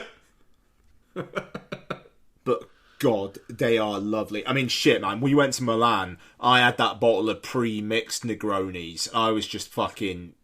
I was on that shit. You had a lot of Negronis that holiday. It was great. And honestly, that Sunday was one of the best days of my life. That Sunday was good, yeah. Yeah. The sandwich. The Saturday night was fucking great as well, to be fair. Yeah. The Saturday night was... I mean, listeners, it did involve these guys maybe taking what in my mind was like an hour, basically taking the piss out of me because I wouldn't go to a strip club. Oh my god, we never had any intention to go, but we just kept on. No, you didn't, and I know you didn't, and like, but you guys were doing that bit for so long. It was. The thing is, we'd only attempted to go to that bar for one drink, and we stayed for 3 because I think me and Noel just got into a loop where we couldn't stop. No, yeah. Oh, I felt so bad during it, but I was still doing it. But then the next day, we got those sandwiches. You had the guy doing Time to Say Goodbye, yeah, and that just became my anthem. Oh man, yeah, one of the great days. How do we get to that Negronis? So yeah, I need to try that Negroni in the grey. I'm glad everybody had a lovely time. Yeah. That's about it. It's what Ritchie is doing to his filmmaking legacy that he obviously doesn't give a shit about. Nope, does not care. I don't know, but I mean, it would be nice if he made a actually good, like really, really, really good film again. He's made good films. The Covenant's good. Operation Fortune, both solid movies. I want him to do something that he's actually putting his heart into. He's got another film out this year. What's that one? Wife and Dog. I knew Dog was in the title. Yep, with Benedict Cumberbatch and Rosamund Pike. This is the thing. Like, actors turn up again for him really often. Yep. His sets are probably awesome. Like, people seem to have really, really good times on Guy Ritchie sets. Just make better films. Come on. He's got another one finished as well, hasn't he? After that. Has he? Yeah, Feeble and Madness. Jason Statham. Is that Statham again? Statham, Vinnie Jones is back, Jason Isaacs, Ben Foster, Johnny Lee Miller. That's finished. It's finished filming. I mean, that sounds alright. All of these fucking films sound like they'll be good. Yep. And then you watch them. Wild. And maybe they're good. I mean, at the moment, it's the first time in a while that I think I'm looking and going, he's not got something in production, but he will do. He'll have about 3 in production at the moment. Absolutely. It's just, it's wild that in 17 years, he made... Let's take it in 13 years, from Lock, Stock to Sherlock Holmes. He made 1, 2, 3, 4, 5, 6, 7 movies, right? In the 11 years since Man from U.N.C.L.E., he's made 1, 2, 3, 4, 5, 6, 7, 8, 9, 10. Wife and Dog will be 11. And Feeble and Madness will be, which is coming out early next year, will be 12. Yeah, that's wild. And 1, 2, 3, 4, 5, 6, 7 of those will have been in a 3-4 year period. Guy's rocking at 2 films a year. Fucking bonkers. But he's having a great time. Yep. Fuck it, fair play. And the thing, Guy Ritchie does not have money troubles. Nope. He's doing this because he enjoys it, and he's having a fun time with people he gets on with at work. Yep. Like, fair fucking play, man. Fair dues. Yeah. Yeah, and like I said, I just people clearly love I working with him. enjoyed it more. So, yeah. Yeah, because that's the thing. Like, given that, he's probably not a dickhead. No. And the thing is, he keeps fucking quiet outside of it. He talks about filmmaking, he talks about film, he talks about his pub. But he stays out of everything else. I really don't want to know his political views, but he doesn't say them. So, I'm okay with that. I do remember him talking about it at one point, of him saying that he that he counts himself as a fairly liberal person, but doesn't see the need to get involved in politics because he says that it was a few years ago this where he basically said, I've grown up quite privileged. I had a privileged upbringing. It's not for me to comment on this, and I think that the privileged have too much to do with politics. Yeah, perfect. Yeah, there you go. So yeah. And I don't think his films have political leanings. No, really, no, not really. And I'm all right with that. Not everyone has to have. Politics has become too much of a thing in our lives that it doesn't. Not everybody needs to like fucking walk around with a badge on that says your political leanings. Some people can just go, do you know what? I'm just going to exist and live my life. This is it. I can't say I'm super impressed with much of Guy Ritchie's output, but I like the notion of liking Guy Ritchie films. Yeah. And I don't want anything to necessarily get in that way. And that kind of stance that you just said he has feels perfectly A-okay. Yeah. Our audience poll on that, so 100%. 100% definitely not shit with our audience poll on that. Yeah, I mean, fine. Yeah, I don't know. Like I say, it felt like putting in a lazy shift. I'm at the point of where it's. I'm going to say I'm touching cloth on it because I think it's a film that is barely a film, but I enjoyed my time with it. Yeah, all right. Yeah, if at the end of that, I expect he can do better. If at the end of that it had come out and said that it was the whole thing was just a big Prada advert, I'd been like, fair. Actually, that don't make sense. Sure. Yeah. The Grony recipe's in there. Yeah. There you go. Okay, questions. Dylan says, following watching Ramesh Ranganathan, is it? Ranganathan. Yeah, Ranganathan, there we go. Interview to the Wayans brothers last week. Are there any interviews you've seen with film industry bods, actors, directors, or whatever, where they also come across like self-important pricks? I haven't seen that interview, but it does not surprise me. Being interviewed by Ramesh Ranganathan and they come across as self-important pricks. Yeah. I think I need to fucking YouTube that. You've got to be a certain kind of dick to do that. I mean... I've got one. And I wish I didn't have this one. But I do. I think I've got a couple. But... Tarantino nowadays. Sly. Oh. No, yeah. He needs to go away. That is the... I'm at the point where I don't want to re-watch any Tarantino at the moment. Yeah.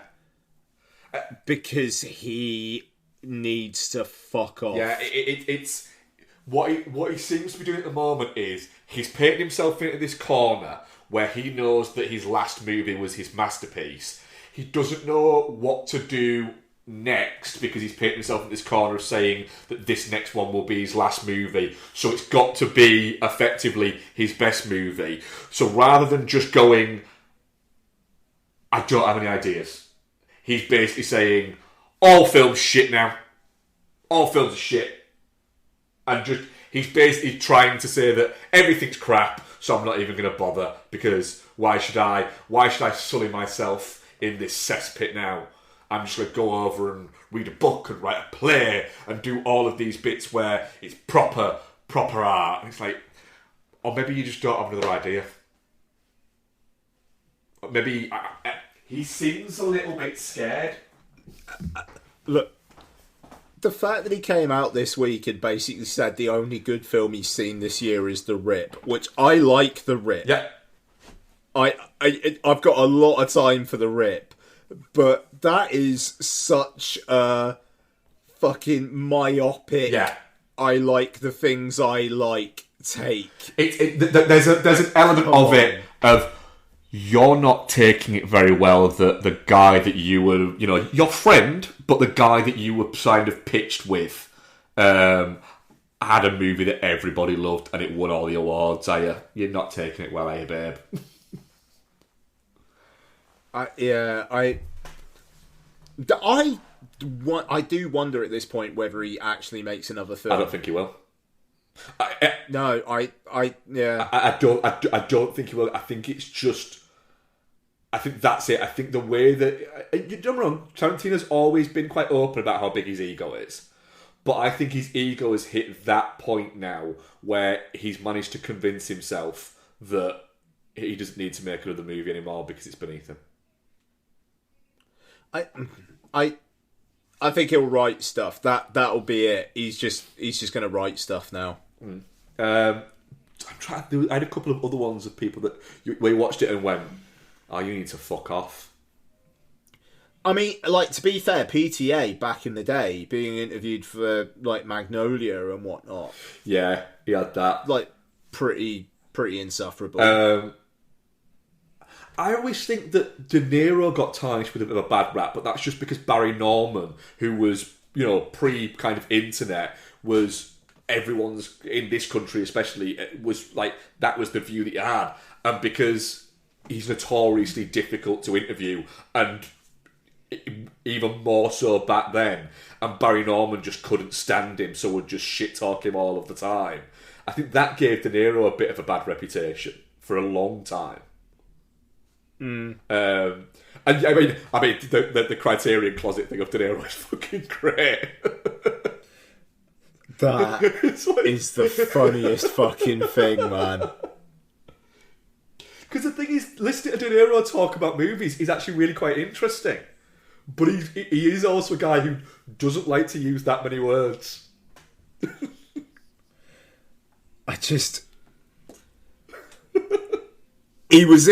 He must have been in there for a while, and they got a minute and a half of usable stuff out of him. And the thing is, he's not been he's smiling, he's talking about the movies, but it's almost like a lot of people will pick up a movie and go, "This movie, I remember I saw it, and we'll be quite like that." Whereas he's like, I reckon he picked out loads, and they were there looking, going, "He's gonna fucking say something. He's gonna say something." And he looked at the back, read it, and then went, and then just put it back, even if he really liked it. Or he just went, "It's a good movie," and then put it back. That's great. I'm trying to think of who else. I had a few earlier who just come across as, you need to fuck off. Darren Aronofsky on his Mother press tour was pretty rough, to be fair. Soderbergh. Yeah. I'm hit and miss with his films, but when you listen to him talk, you are just... Like Aronofsky and Soderbergh, I'm not surprised that both of them are making AI movies. Yeah. I mean, that Soderbergh one's apparently supposed to be really rough as well. And I think Aronofsky's doing another one for the Sphere, isn't he? But it's going to be completely AI generated. I'm just trying to think. Like, I think anything that I've ever been in person for, I don't think I've ever detected any dickheadedness about them. No, I don't think I've ever say I've not interviewed a lot of people, but whenever I've interacted with people, I've always I've never had a really bad film or anything like that experience with somebody known, is what I would say. Outside of film, I've had them, but not within film, which is weird. Yeah, no.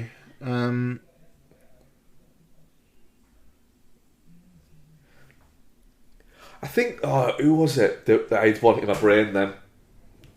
It was... I saw an interview with... It's an English actor, and they were and they just come across and just thought, you just seem like you're a prick. I gotta be honest, dude. English actor, you're not dialing. It's an old school English filtering actor, it down and I much. just thought that they come across as an absolute fucking knobhead. Patrick Stewart. No, it was. It might have been like 30 years ago. An interview with Hopkins, and he just came across as like just a bit of a knobhead. But yeah, I think the king of those at the moment is Tarantino. Yeah, unfortunately so. Yeah. Cool.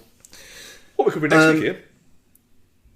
So next week, don't quite know how this is going to turn out. Disclosure Day. Yeah.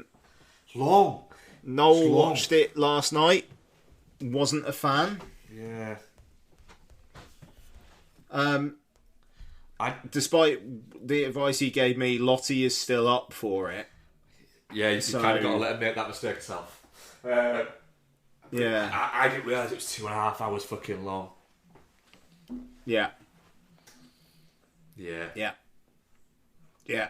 I think it's very, very, very funny that no one is talking about Josh O'Connor. Yeah, it's weird. It's all Blunt. It's basically all Emily Blunt, potentially Oscar worthy, and that's all anyone's saying. Yeah.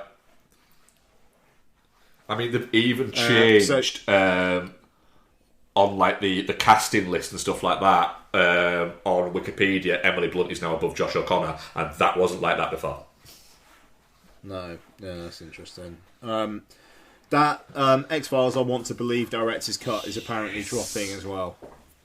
Tomorrow, innit? Yeah, I want to watch it. I'm weirdly pumped for it.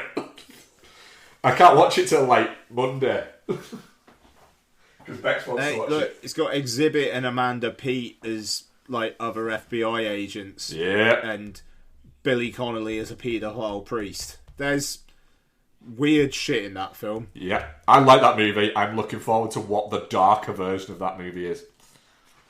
Yeah, absolutely. Alright, that'll do. That is getting on for 2.5 hours, folks, so you've had quite enough.